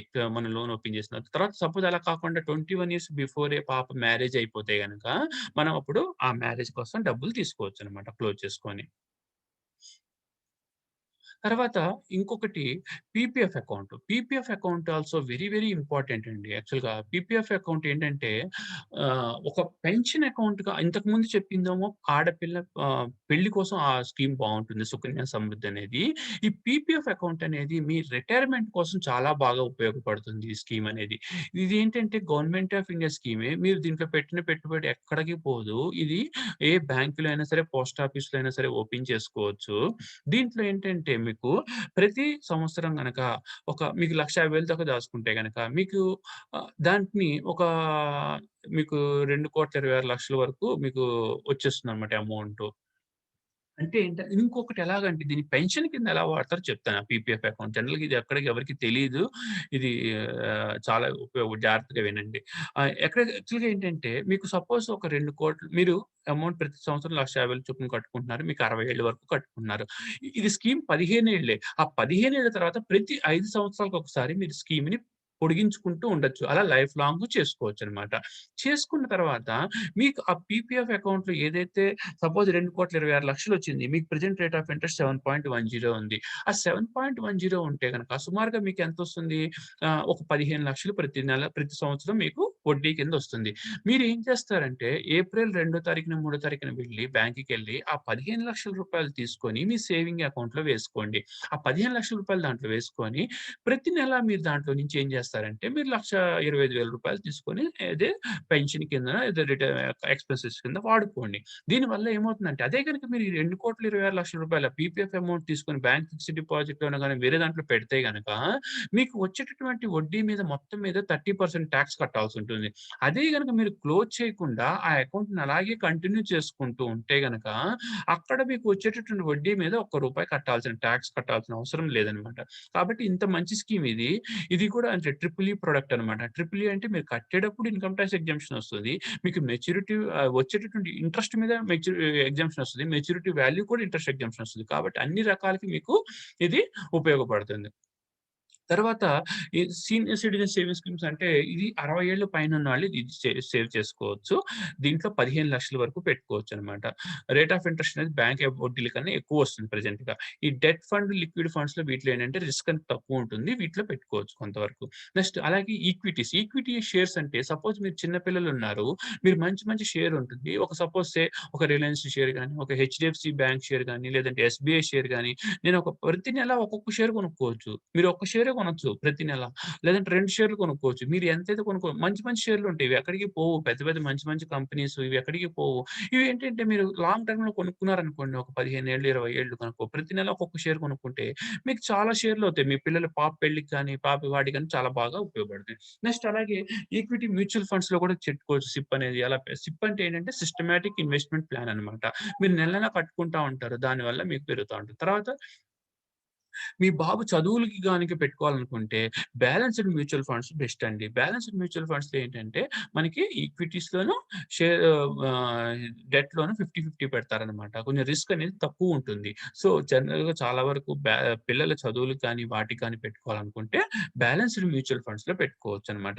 నెక్స్ట్ ఇప్పుడు ఇంకొకటి చెప్తాను మీకు. గోల్డ్‌లో ఫిజికల్‌గా గోల్డ్ కొనుక్కుంటారు కొంతమంది. సావరిన్ గోల్డ్ బాండ్‌లని గోల్డ్ ఈటీఎఫ్. ఇప్పుడు మీకు ఫిజికల్ గోల్డ్ అంటే ఏంటనమాట, మనం గ్రాము సపోజ్ మీ దగ్గర కొంచెం డబ్బులున్నాయి. ఒక గ్రామ్ గోను లేదంటే ఒక 5 గ్రామ్స్ గోల్డ్ కాయిన్ గాని, లేకపోతే ఏదైనా తీసుకొని పెట్టుకున్నారనుకోండి, మళ్ళీ జాగ్రత్తగా దాసుకోవాలి. మళ్ళీ అయన్నీ దొంగలొచ్చి ఎత్తుకెళ్తారు. ఇవన్నీ భయముంటుంది.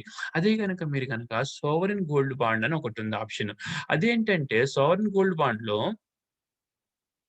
ఇక్కడ మీకు చెప్తాను చూడండి. సావరిన్ గోల్డ్ బాండ్‌లో. ఇదేంటంటే అన్ని బ్యాంక్స్‌లోను గాని, పోస్ట్ ఆఫీస్‌లో గాని ఈ స్కీమ్ పెట్టుకోవచ్చనమాట. దీంట్లో మీరు పెట్టుకోవచ్చు.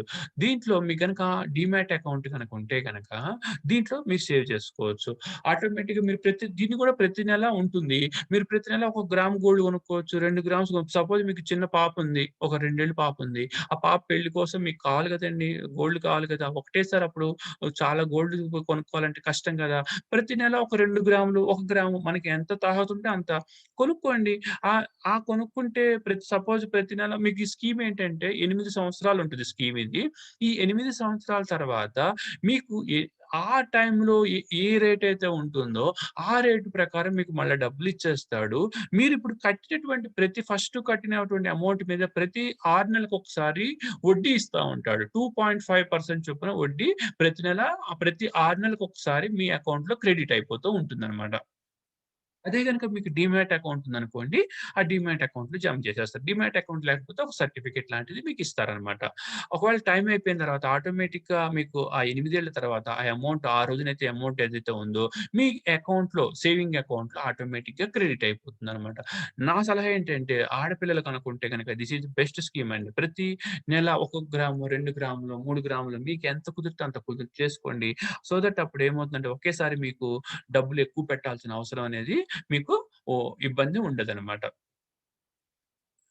నెక్స్ట్ ఇప్పుడు మనకి గోల్డ్ అయిపోయింది.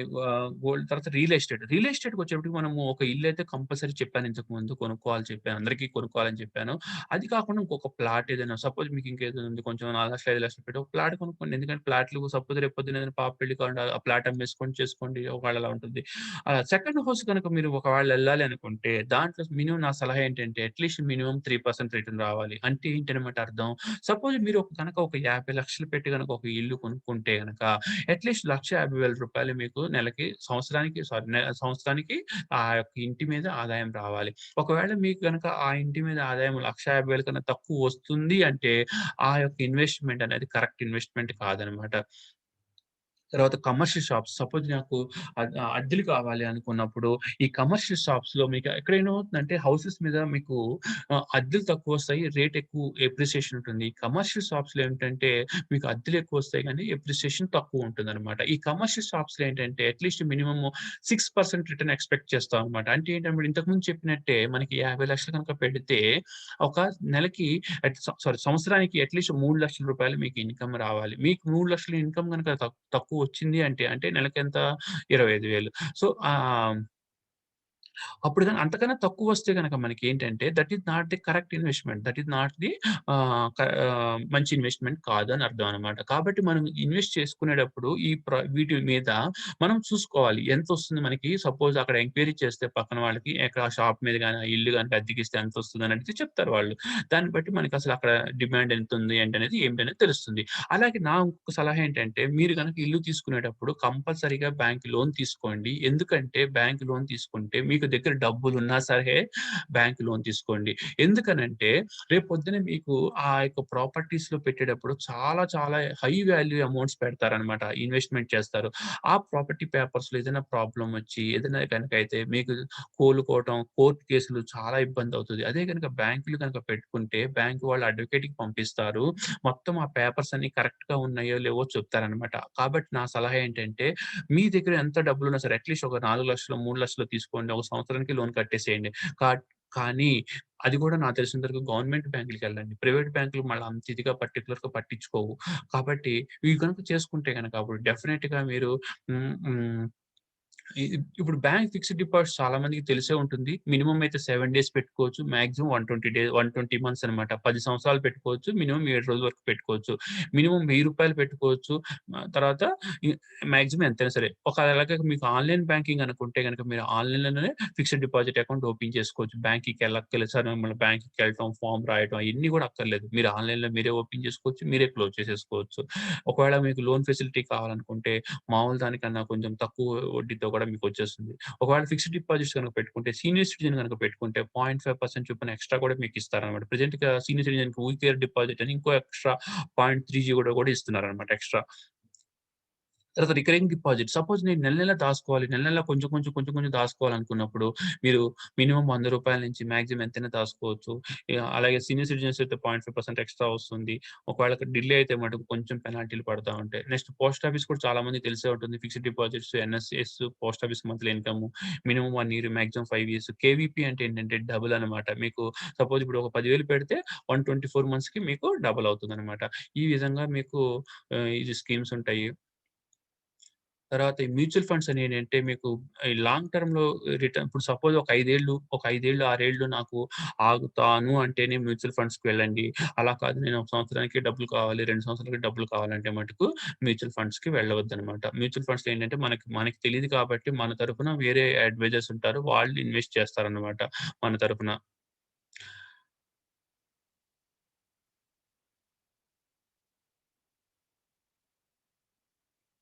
ఈ రిటైర్మెంట్ ప్లానింగ్ వచ్చేటప్పటికి ఏమవుతుందంటే చెప్పాం గదా! మన దగ్గర ఒక 20 ఇయర్స్ మనకి చక్కగా తల్లిదండ్రులు చూసుకుంటారు. 40 ఏళ్ళు మనం సంపాదిస్తాం. Remaining 20 years is very very important. That is the crucial period అనమాట. ఆ 20 ఇయర్స్‌కి మనకి ఓపిక ఉండదు. పిల్లలు చూస్తారో లేదో తెలీదు. మనం గనక ఆర్థికంగా గనక బాగోలేకపోతే అప్పుడు చాలా కష్టపడాల్సొస్తుంది. చాలా బాధపడాల్సొస్తుంది. కాబట్టి నా సలహా ఏంటంటే ప్రతి ఒక్కళ్ళు కంపల్సరీగా కావాల్సినటువంటి ఫండ్‌ని పెట్టుకోవాలనమాట. ఫండ్ పెట్టుకుంటేనే రిటైర్ అవ్వాలి. లేకపోతే పని చేస్తూనే ఉండాలి లైఫ్ లాంగ్. దానికి డిఫరెంట్ స్కీమ్స్ ఉన్నాయి. నేషనల్ పెన్షన్ స్కీమ్స్ అని చెప్పేసి, Atal pension Yojana, equity mutual funds అని చెప్పేసి అలా డిఫరెంట్ స్కీమ్స్ ఉన్నాయి. తర్వాత రిటైర్మెంట్ ప్లానింగ్ క్యాలిక్యులేషన్ అన్నమాట. సపోజ్ ఒక 25 ఇయర్స్ ఒకతను ఏజ్ ఉన్నాడు. అతను నేను 55 ఏళ్ళకి నేను ఆపేస్తాను పని చేయడం అని చెప్పేసి అనుకున్నాడనమాట. కానీ బతికేది మటుకు 75 ఏళ్ళు బతుకుతానంటున్నాడు. ప్రెజెంట్ ఎక్స్‌పెండిచర్ అప్రాక్సిమేట్‌గా 2,50,000 ఖర్చవుతుంది అతనికి. Interest rate 8.5, inflation 5%. అయితే గనక అతనికి ఎంత కావాలి? ఇప్పుడు చూసుకుంటే ఫస్ట్ ఏం చేస్తుంది చూసారా? 2,50,000 గనుక ప్రెజెంట్ ఖర్చు ఒక 2,50,000 గనక అయితే గనక 30 ఏళ్ల తర్వాత వాళ్ళకి 10,80,000 కావాలండి. మీరు 2,50,000 నేను దాసుకుంటాను అనుకుంటే మీరికి ఏమాత్రం సరిపోదనమాట. అంటే అప్పుడు 4 ముద్దలు తినేది కాస్త అప్పుడు ఒక ముద్దే తినాల్సొస్తది. కాబట్టి మీరు అమౌంట్ ఎంత రిక్వైర్‌మెంట్ అనేది చూసుకోండి జాగ్రత్తగా. ఇక్కడ మీరు 10,50,000 80,000 గనక పెట్టుకుంటేనే మీరు 55 సంవత్సరం తర్వాత మీరు మీరు ఇప్పుడు ఏ విధంగా జీవిస్తున్నారో ఆ విధంగానే జీవించగలుగుతారనమాట. ఒకవేళ గనక అంతకన్నా తక్కువుంటే మీరు అప్పుడు మీ లైఫ్ స్టైల్‌ని తగ్గించుకోవాల్సుంటుంది. సపోజ్ ఇంతకుముందు అనుకున్నాం కదా! 10,80,000 ఈ 10,80,000 55 ఏళ్ళిన తర్వాత ఫస్ట్ మంత్ కావాల్సింది. ఓకే. ఆహ్, ఆ! 10,80,000 సారీ 1 ఇయర్‌కి కావాలి. మనకి 10,80,000 మనకి అక్కడ 20 ఏళ్ళు బతుకుతున్నాం. ఆ 20 ఏళ్ళకి ఎంత కావాల్సొస్తుందనేది లెక్కేసుకుంటే అప్పుడు 1,61,00,000 అవసరం పడుతుంది మీకక్కడ.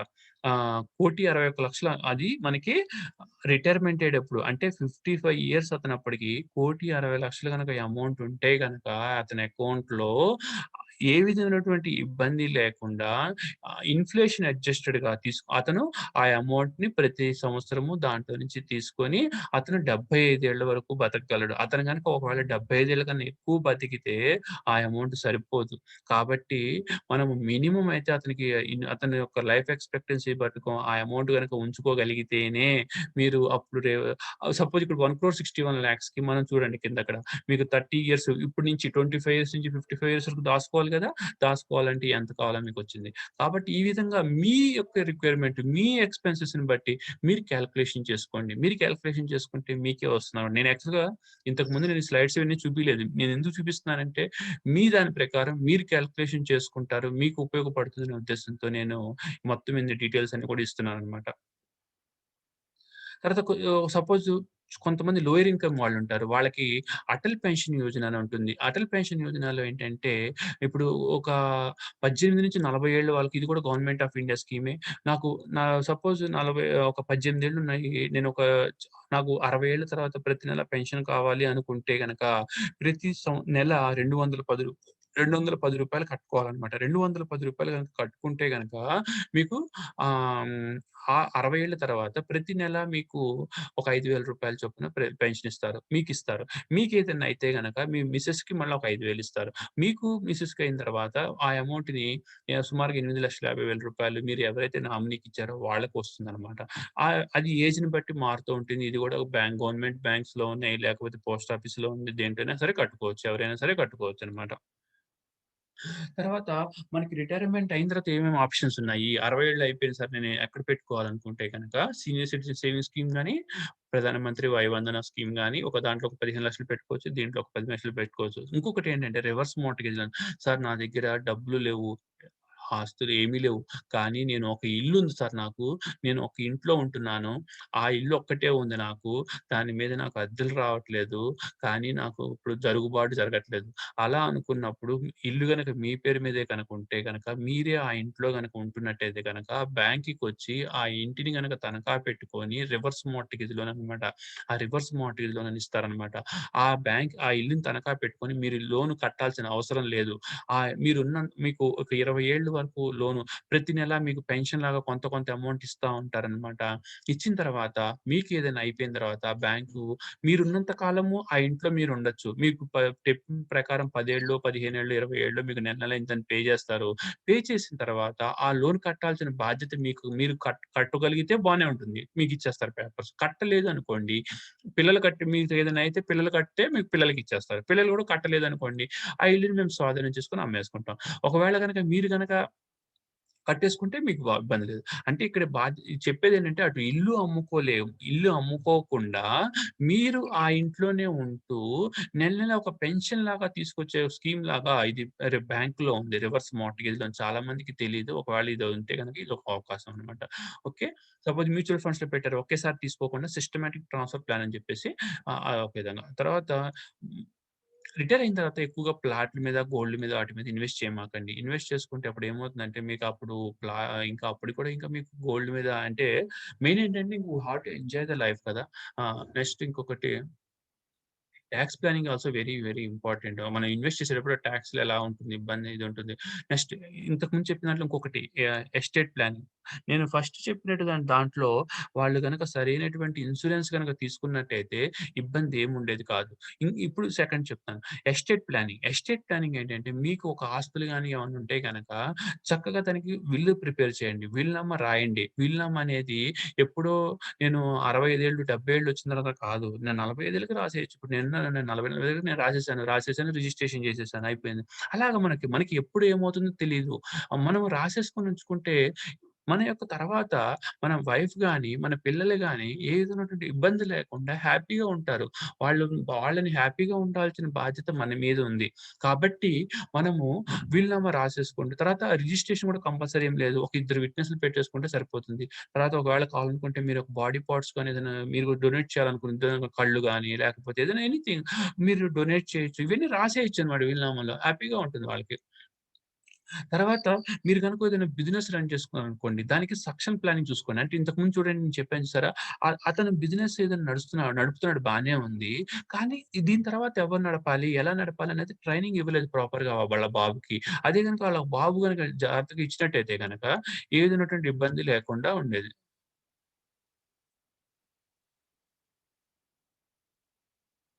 తర్వాత ఇఫ్ యూ ఆర్ సపోజ్ ఇంకొక వెరీ, వెరీ ఇంపార్టెంట్ అండి. చాలా మంది ఇప్పుడు చేసేటటువంటి పెద్దలు గాని చేసే తప్పులేంటంటే, మొత్తం వాళ్ళ పిల్లలకి రాసేస్తున్నారండి. వాళ్ళ మీద నమ్మకం పెట్టేసుకొని మొత్తం రాసేస్తున్నారు. రాసేసిన తర్వాత వెంటనే బయటికి గెంటేస్తున్నారు. అది చూడండి ఎంతవరకు ఎంత అసల మూర్ఖత్వం. కాబట్టి నా సలహా ఏంటంటే, మీరు కొంత అమౌంట్‌ని మీ దగ్గర పెట్టుకోండి. ఆస్తులు కూడా మీ తర్వాతే ఇవ్వండి. వీలునామా రాయండి. ఇప్పుడు సపోజ్ విమల్ ఉన్నాడు. విమల్ అతను వాళ్ళ యొక్క ఫాదర్‌ని విమల్ గ్రూప్‌ని డ్రెసెస్ మొత్తం అతనే చేశాడు. అతను ఎంత సామ్రాజ్యాన్ని సంపాదించాడు. తర్వాత పిల్లలకిచ్చాడు. కొడుకిచ్చిన తర్వాత కొడుకేం చేశాడు? తల్లిని ఇద్దరిని బయటికి గెంటేసాడు ఇంట్లో నుంచి. ఇప్పుడు వీళ్ళు రోడ్డు మీద ఉంటున్నారు. ముంబైలో. కాబట్టి నేను చెప్పేదేంటంటే మనము అలాంటి సిట్యుయేషన్ ఓకే. మన పిల్లలు అలా ఉంటారని కాదు. కానీ మనం జాగ్రత్తగా ఉండడం అనేది మన ధార్యం. కాబట్టి మీకు ఒక రూ. 1,00,00,000 ఉందనుకోండి. కొంత మీరు ఉంచుకోండి. కొంత పిల్లలకివ్వండి. కొంత అన్ నా లేకపోతే వీలునామా రాయండి. మీ తర్వాత వాళ్ళకెళ్తుంది. ఇబ్బంది లేదు. హ్యాపీగా ఉంటుంది. సో దట్ ఇప్పుడేమవుతుందంటే you will be safe side అనమాట. ముందు మనం సంపాదించుకున్నాము. మనం హ్యాపీగా ఉండాలి. మన తర్వాత మన పిల్లలకివ్వాలి. పిల్లలకంతా ఇచ్చేసి తర్వాత మీరు బాధపడుతూ ఆ 60 ఏళ్లలో సంపాదించడానికి అవకాశం లేదు. సంపాదించే ఓపిక లేదు మీరు. అలాంటప్పుడు మీరు ఏం చేస్తారండి అప్పుడు? అంత బాధపడుతూ ఏం చేస్తారప్పుడు? కదా! కాబట్టి ఇట్ ఈస్ వెరీ ఇంపార్టెంట్ అనమాట. తర్వాత ఇంతకుముందు ఇంకోటి చెప్పాను. ఇంకోటి very important is happiness fund. మనం ఇంత సంపాదిస్తాం, ఇంత చేస్తాము, ఇంత చేసిన తర్వాత చివరికి మనం హ్యాపీగా ఉండాలి. హ్యాపీగా ఉండడం కోసం ఒక 5,00,000 10,00,000 మీ మిసెస్ పేరు మీదనో ఎవరో ఒకళ్ళ పేరు మీద ఒక పీపీఎఫ్ అకౌంట్ ఓపెన్ చేసుకోండి. అక్యుములేట్ చేసుకొని ఆ అమౌంట్ అక్యుములేట్ చేసుకున్న తర్వాత దాంట్లో అసలు తీమాకండి. వడ్డీనే తీసుకోండి. సపోజ్ ఒక 10,00,000 పెట్టుకున్నారనుకోండి. ప్రతి సంవత్సరము దానికి ఒక వడ్డీ వస్తది కదా! ఒక 80, 70,000, 80,000, రూ. 1,00,000 వస్తది. ఆ రూ. 1,00,000 తీసుకోండి. హ్యాపీగా దాన్ని ఫిక్స్ చేసేసుకోండి. దాన్ని నేను తీయను. ఆ వడ్డీనే తీసుకున్నాను పెట్టేసుకొని, ఆ వడ్డీ తీసుకోండి. హ్యాపీగా ఎంజాయ్ చేయండి. వెళ్ళండి. లేకపోతే ఎవరికైనా డొనేషన్ చేయాలంటే డొనేషన్ చేయండి. లేకపోతే what ever you want to do. ఎందుకంటే లైఫ్ అనేది చాలా తక్కువ. ఆ తక్కువలో ఇప్పుడు మనము వి షుడ్ బి హ్యాపీగా ఉండాలి. అంతేగాని ఎప్పుడు సంపాదించి పిల్లలకిచ్చి, వాళ్ళకిచ్చి తర్వాతకి మనం ఎప్పుడు సంతోషంగా ఉంటామండి. ఎప్పుడు హ్యాపీగా ఉంటాం. So, my suggestion is you create one happiness fund. 5,00,000 10,00,000 మీ యొక్క కెపాసిటీని బట్టి అక్యుములేట్ చేసుకోండి. అక్యుములేట్ చేసిన దాంట్లో ఓన్లీ ఇంట్రెస్టే తీసుకోండి. ఆ ఇంట్రెస్ట్ తీసుకొని హ్యాపీగా ఎంజాయ్ చేయండి.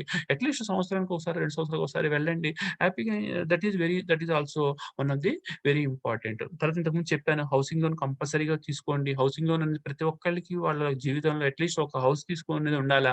సో దట్ ఏమవుతుందంటే ఎస్పెషల్లీ లేడీస్‌కి ఏమవుతుందంటే హ్యాపీగా ఉంటారనమాట. మా అంటే వీళ్ళకి ఏదైనా అయినా సరే నాకు ఇబ్బంది లేదు.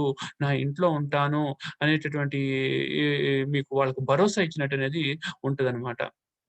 కాబట్టి ఆ విధంగా మీరు హౌస్ తీసుకోవచ్చు. తర్వాత ఓకే. మనం ఎప్పుడైనా సరే వీలైనంత తొందరగా మన లోన్‌లు కట్టేసుకోవాలండి. అంతేగాని బ్యాంక్ లోన్‌లు ఇంకొకటి చిన్న ఒక జస్ట్ ఒక 3, 4 మినిట్స్‌లో కంప్లీట్ చేస్తాను. ఇంకొకటేంటంటే బ్లాక్ బాక్స్. అంటే ఏంటంటే ఇంతకుముందు నేను చెప్పిన దాంట్లో చెప్పాను. ఫస్ట్ ఎగ్జాంపుల్‌లో అతను అప్పులిచ్చాడు. ఫ్రెండ్స్‌కిచ్చాడు, వాళ్ళకిచ్చాడు, వీళ్ళకిచ్చాడు, అప్పులిచ్చాడు. అవి ఇచ్చినవన్నీ ఎక్కడ రాయలేదు. రాయకపోయేటప్పటికి వీళ్ళకి ఎవరికీ తెలియలేదు. అదే కనుక మీరు ఒక బుక్ పెట్టుకొని, లేదంటే ఒక కాగితం రాసుకొని, ఒక డైరీలో రాసుకొని ఫ్రెండ్స్‌కి గాని ఆళ్ళకని చెప్తే గనక అప్పుడు ఏమవుతుంది తెలుస్తుందనమాట వాళ్ళకి. ఓకే. నేను ఇతనికి అప్పులిచ్చాడు. సో వాళ్ళని అడగాలి అని చెప్పేసి తెలుస్తుంది. ఇతను ఎవరికైనా అప్పులిచ్చిన అది రాయటము, అలాగే వేరే వాళ్ళకి తీసుకున్న రాయటం అలా ఒకటి ప్రాక్టీస్ చేయండి.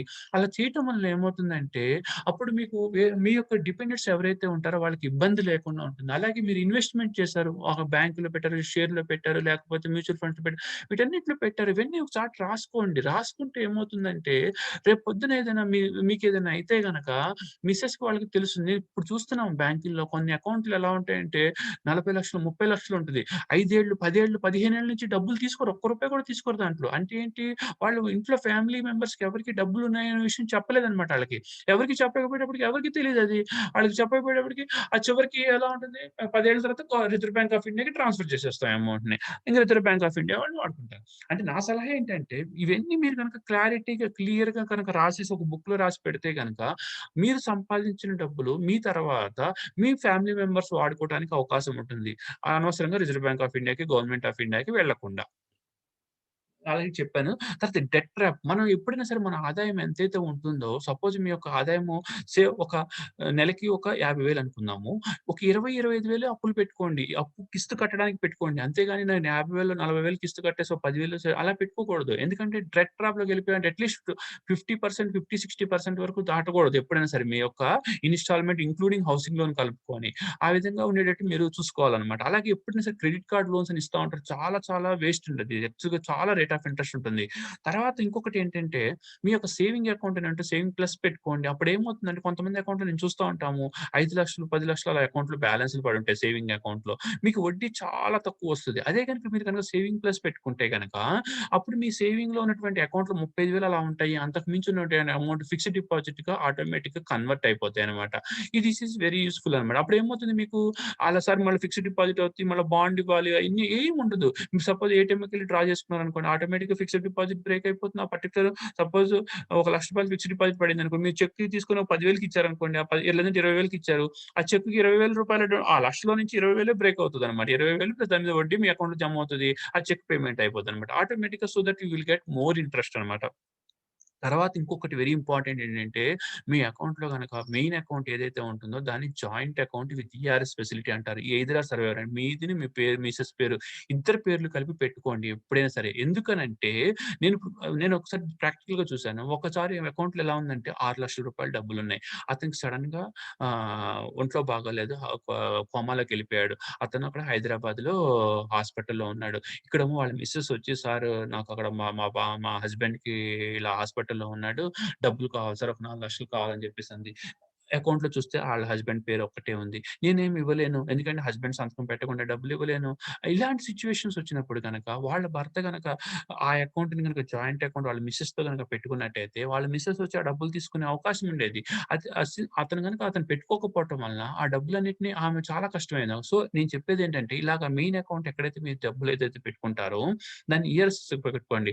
అలాగే కోఆపరేటివ్ బ్యాంక్స్ కానీ ఇలాంటివన్నీ అవాయిడ్ చేయండి. ఎందుకంటే ఇవి మనకి ఎప్పుడుంటాయో తెలీదు. ఎప్పుడు పోతాయో తెలీదు.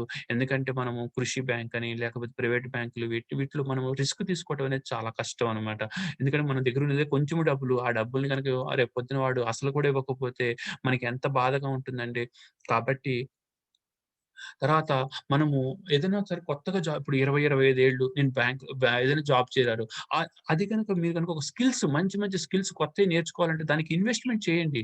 మీరు గనుక అప్పుడు ఖర్చు పెడతాం ఎందుకని అలా అనుకోమాకండి. అది దాసుకోవటం వల్ల ఏమవుతుందంటే ఆ స్కిల్స్ పెంచుకోవటం వలన మీ జీతం పెరుగుతుంది. మీ యొక్క జీతం పెరుగుతది. మీ యొక్క పై పొజిషన్‌కి వెళ్ళటానికి అవకాశం ఉంటుందన్నమాట. ప్రమోషన్ రావడానికి కూడా అవకాశం ఉంటుంది.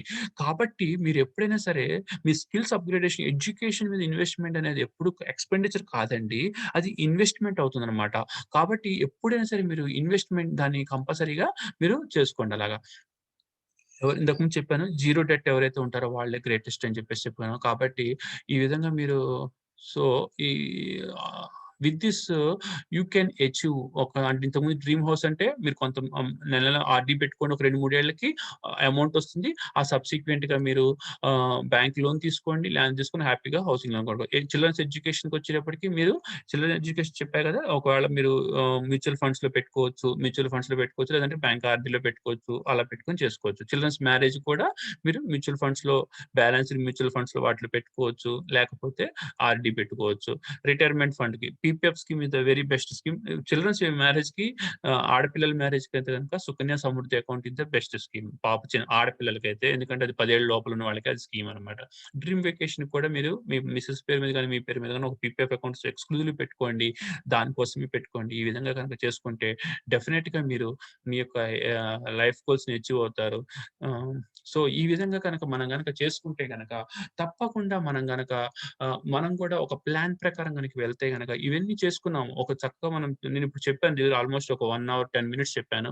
ఆ 1 అవర్ 10 మినిట్స్ చెప్పినవి మీరు తర్వాత ప్లాన్ చేసుకోండి. యాక్షన్ రాసుకోండి. మనకేముంది, ఏం ఆదాయం వస్తుంది అది చేసుకొని చేసుకుంటేనే మీకు లేదంటే నేను ఒక 1 అవర్ చెప్పాను. నాకు గొంతు శోషపోయింది. తర్వాత మీకు అలా వదిలేసుకుంటే ఉపయోగం లేదు యాక్చువల్‌గా. ఇవన్నీ ప్లాన్ చేసుకోవాలి. మీ ఫ్యామిలీతో డిస్కస్ చేసుకోవాలి.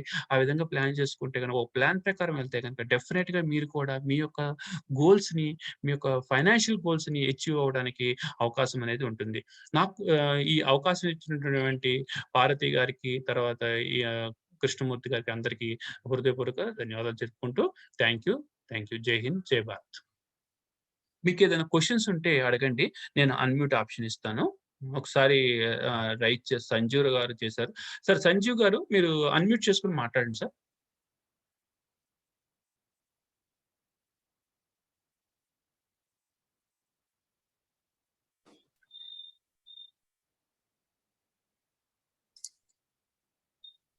Thank you sir Dron Kumar garu. చాలా Welcome, sir. Thank you. చక్కగా ఫైనాన్షియల్ మేనేజ్మెంట్ గురించి తెలియజేశారు. నాటి ద్రోణాచార్యుడు విలువిద్యలో స్కిల్స్ నేర్పాడు శిష్యులకి.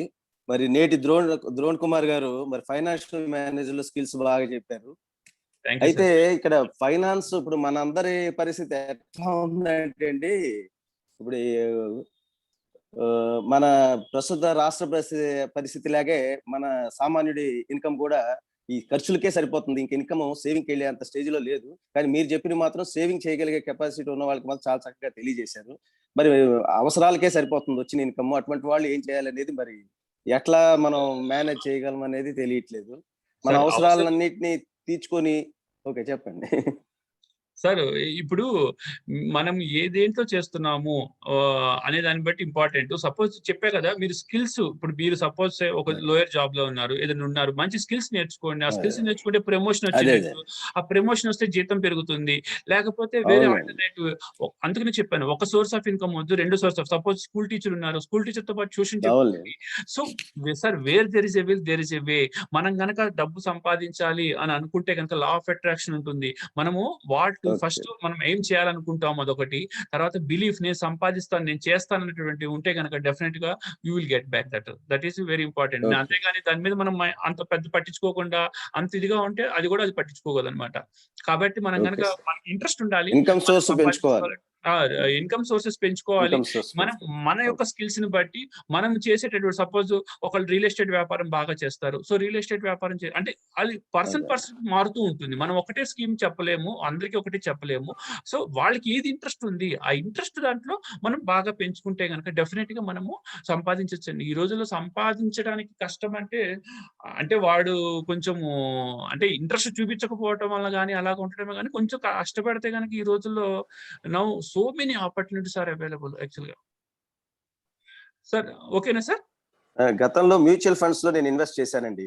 మ్యూచువల్ ఫండ్స్ లో ఇన్వెస్ట్ చేశాను, కానీ దురదృష్టవశాత్తు సడన్ గా కొలాప్స్ అయ్యి మనం ఇన్వెస్ట్ చేసిన దానికంటే తక్కువ వచ్చినాయి, అంటే డౌన్ అయిపోయింది అనమాట. అట్లాంటి ప్రాబ్లమ్స్ అనుకున్నప్పుడు మ్యూచువల్ ఫండ్స్ అనేది, ఒకప్పుడు మ్యూచువల్ ఫండ్స్ చాలా లాభసాటిగా ఉండేది. అదే లాంగ్ టర్మే పెట్టాము, కానీ బ్యాడ్ లక్ ఏంటంటే ఫైనాన్షియల్ క్రైసిస్ వచ్చి అవి డౌన్ అయినాయి. అట్లాంటి కొన్ని ప్రాబ్లమ్స్ వచ్చడం అనుకున్నట్టు రీచ్ కాలేకపోవచ్చు. సరే సార్, కొంచెం సరదాగా నవ్వుకోవడానికి 2 జోక్స్ చెప్తాను ఫైనాన్షియల్ మేనేజ్మెంట్ మీద. ఒక అతను చెప్తున్నా అంట ఫ్రెండ్ తో, అరే నేను నిన్నే విలునామా రాసేసాను, 15 ఫ్లాట్స్ అపార్ట్మెంట్ మా పెద్దోడికి ఇచ్చేసా, 10 ఫ్లాట్స్ అపార్ట్మెంట్ మా చిన్నోడికి రాసేసా, మా అమ్మాయికేమో 40 ఎకరాల మ్యాంగో గార్డెన్ రాసేసా, మా ఆవిడకేమో 2 రైస్ మిల్స్ రాసేసా అన్న అంట. ఆహాహా, ద్రోణ్ కుమార్ గారు కూడా అట్లా ప్లాన్ చేయలేదు కదా, చాలా చక్కగా చేసావు, వెరీ గుడ్ అన్న. మరి ఎందుకు విచారంగా ఉన్నావు అన్నట్ట. రాష్ట్రానికి రాశాను కానీ ఇప్పుడు ఎలా సంపాదించాలని చూస్తున్నాను అన్నట్ట. అట్లా మనం ప్లానింగ్ అయితే చేస్తాం కానీ ఒక్కొక్కసారి మనకి అనుకోకుండా కొన్ని అవాంతరాలు రావచ్చు. అలాగే 2 ఫ్రెండ్స్ బిజినెస్ స్టార్ట్ చేశారు. బిజినెస్ చేస్తే ఏంటి ఎట్లా చేస్తున్నారంటే, నా దగ్గర ఎక్స్పీరియన్స్ ఉంది, వాడి దగ్గర డబ్బు ఉంది, ఇద్దరం కలిపి బిజినెస్ స్టార్ట్ చేస్తున్నాం అన్నట్టు. ఒక 2 years తర్వాత మళ్ళీ కలిసాడు. ఎట్లా ఉంది మీ వ్యాపారం అంటే, ఇప్పుడు డబ్బు నా దగ్గర ఉంది, ఎక్స్పీరియన్స్ వాడికి వచ్చింది అన్నట్టు. అట్లాంటి వాళ్ళు కొంతమంది మనకి బిజినెస్ చేసేటప్పుడు అట్లాంటి ప్రాబ్లం. అట్లాగే ఒక అతను బాబు స్విమ్మింగ్, వాళ్ళ ఫాదర్ స్విమ్మింగ్ చేస్తున్నాడు, బాబు నేను కూడా దూకుతానన్నాడు. దూకుతానంటే వద్దమ్మా నువ్వు చాలా డేంజర్ అమ్మా, వద్దంట. మరి నాన్న పై నుంచి దూకుతున్నాడు కదా, నేను కూడా దూకుతానంట. నువ్వు దూకకూడదమ్మా, మీ నాన్నకి ₹1 కోటి ఇన్సూరెన్స్ ఉంది, ఆయన దూకినా పర్వాలేదు. సరదాగా చెప్పాలండి జోక్స్, కాసేపు నవ్వుకుందామని. కానీ చాలా చక్కటి సబ్జెక్టు, చాలా చక్కగా మీరు తెలియజేశారు. Very thankful to you sir. Okay sir, నమస్తే sir, thank you. Suresh Kumar garu unmute చేసుకుని మాట్లాడండి సార్. ద్రోణ్ కుమార్ గారు, లాస్ట్ టైం నేను 24 EPS గ్రూప్ లో చేసినప్పుడు నేను ట్రావెలింగ్ లో ఉండి నోట్ చేసుకోలేదండి.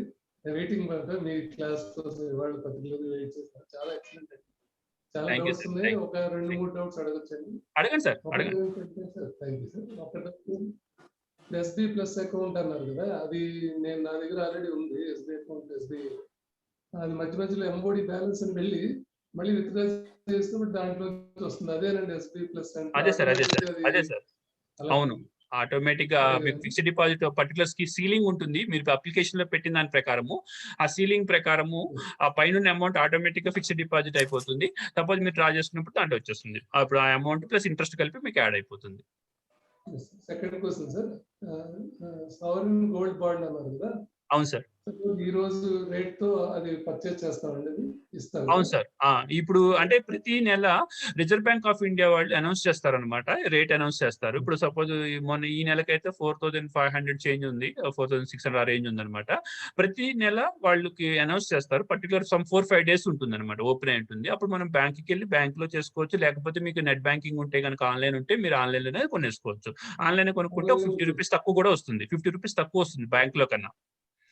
మీకు ఆటోమేటిక్ గా సర్టిఫికేట్ కావాలనుకుంటే సర్టిఫికేట్ బ్రాంచ్ కి తీసుకోవచ్చు. లేకపోతే కనుక మీకు డిమాట్ అకౌంట్ ఉంటే కనుక డైరెక్ట్ గా డిమాట్ అకౌంట్ లో మీకు క్రియేట్ అయిపోతుంది సార్. ఒకవేళ మీరు డిమాట్ అకౌంట్ పర్టికులర్స్ అన్ని కనుక ఇస్తే దాంట్లో క్రియేట్ అయిపోతుంది. Okay sir. ఇప్పుడు నెక్స్ట్ 5 years తర్వాత అమ్మేమనుకోండి. 8 years సార్ స్కీమ్ ఇది. 8 years. 8 years తర్వాత మీకు ఆ రోజు రేట్ ఎంతైతే ఉంటుందో ఆ రేటు మీకు ఇస్తుంది అనమాట amount. In addition to that interest ఇస్తారు. ఇన్ అడిషన్ టు దట్ మీరు సపోజ్ ప్రెజెంట్ గా ఒక 5000 చొప్పున పెట్టారనుకోండి. ఒక 10 grams పెట్టారు అంటే 50,000 పెట్టారు. 50,000 కి 2.5% చొప్పున ప్రతి 6 నెలలకు ఒకసారి మీకు ఇస్తా ఉంటారు. అది క్రెడిట్ అవుతుంటదా? అది ప్రతి 6 నెలలకు ఒకసారి మీ సేవింగ్ అకౌంట్ లో క్రియేట్ అయిపోతుంది సార్ ఆటోమేటిక్ గా. ఆటోమేటిక్ గా మీకు ఆ సేవింగ్ అకౌంట్ కి వాళ్ళు రిజర్వ్ బ్యాంక్ ఆఫ్ ఇండియా వాళ్ళు క్రెడిట్ ఇచ్చేస్తారు. మీకు ఏ అకౌంట్ లో నుంచి డబ్బులు తీసి మీరు అది కట్టారో దీనికి క్యాష్ ఒప్పుకోరు, కంపల్సరీ త్రూ అకౌంట్ వెళ్లాల్సి ఉంటుంది. ఏ అకౌంట్ లో కట్టారో ఆ అకౌంట్ కి ఆటోమేటిక్ గా క్రెడిట్ అయిపోతుంది. Every 6 months. ఎవ్రీ 6 months ఒకసారి క్రెడిట్ అవుతుంది. ఎవ్రీ 6 months ఒకసారి క్రెడిట్ అవుతుంది. ఇంకేమన్నా ఉన్నాయా sir? Okay sir. Right sir. Thank you. Next Nageswararao గారు, అన్మ్యూట్ చేసుకోండి సార్. నాగేశ్వరరావు గారు. Sir good evening sir. Good evening sir. Sir నేను ఇంతకుముందు కర్నూలు జిల్లాలో జాబ్ చేసేవాడిని సార్. అప్పుడు SBIలో PPF అకౌంట్ ఓపెన్ చేశాను. ఓకే. తర్వాత ట్రాన్స్ఫర్ మీద నేను ప్రకాశం జిల్లాకు వచ్చాను సార్. ఓకే. ఆ PPF అకౌంట్ లో ఇక్కడికి ట్రాన్స్ఫర్ అయిన తర్వాత కొన్ని సంవత్సరాల వరకే నేను డిపాజిట్ చేయగలిగాను. తర్వాత ఏదో టెక్నికల్ అబ్జెక్షన్ వస్తుందని వాళ్ళు యాక్సెప్ట్ చేస్తారు. ఇక్కడ ప్రకాశం జిల్లా వాళ్ళు SBI వాళ్ళు అమౌంట్ అంటే పేమెంట్ చేయించుకోలేదు సార్.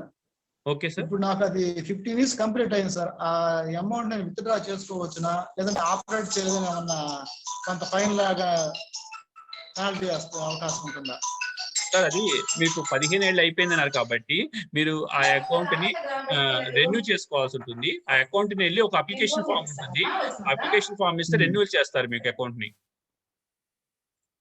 అంటే నేను ఒక్క అదే అకౌంట్ విత్డ్రా చేసుకున్నాను సార్ కంప్లీట్ గా.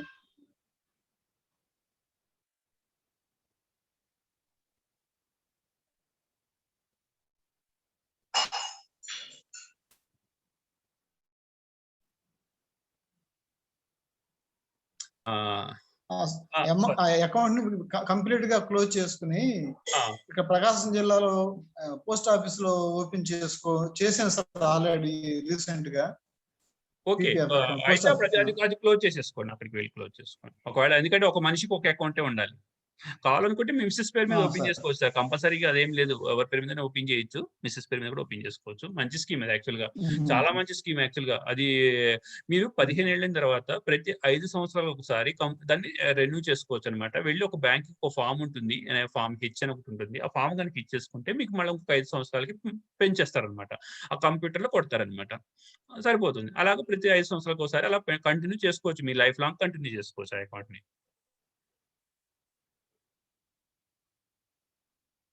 Thank you sir. Thank you sir. Thank you sir.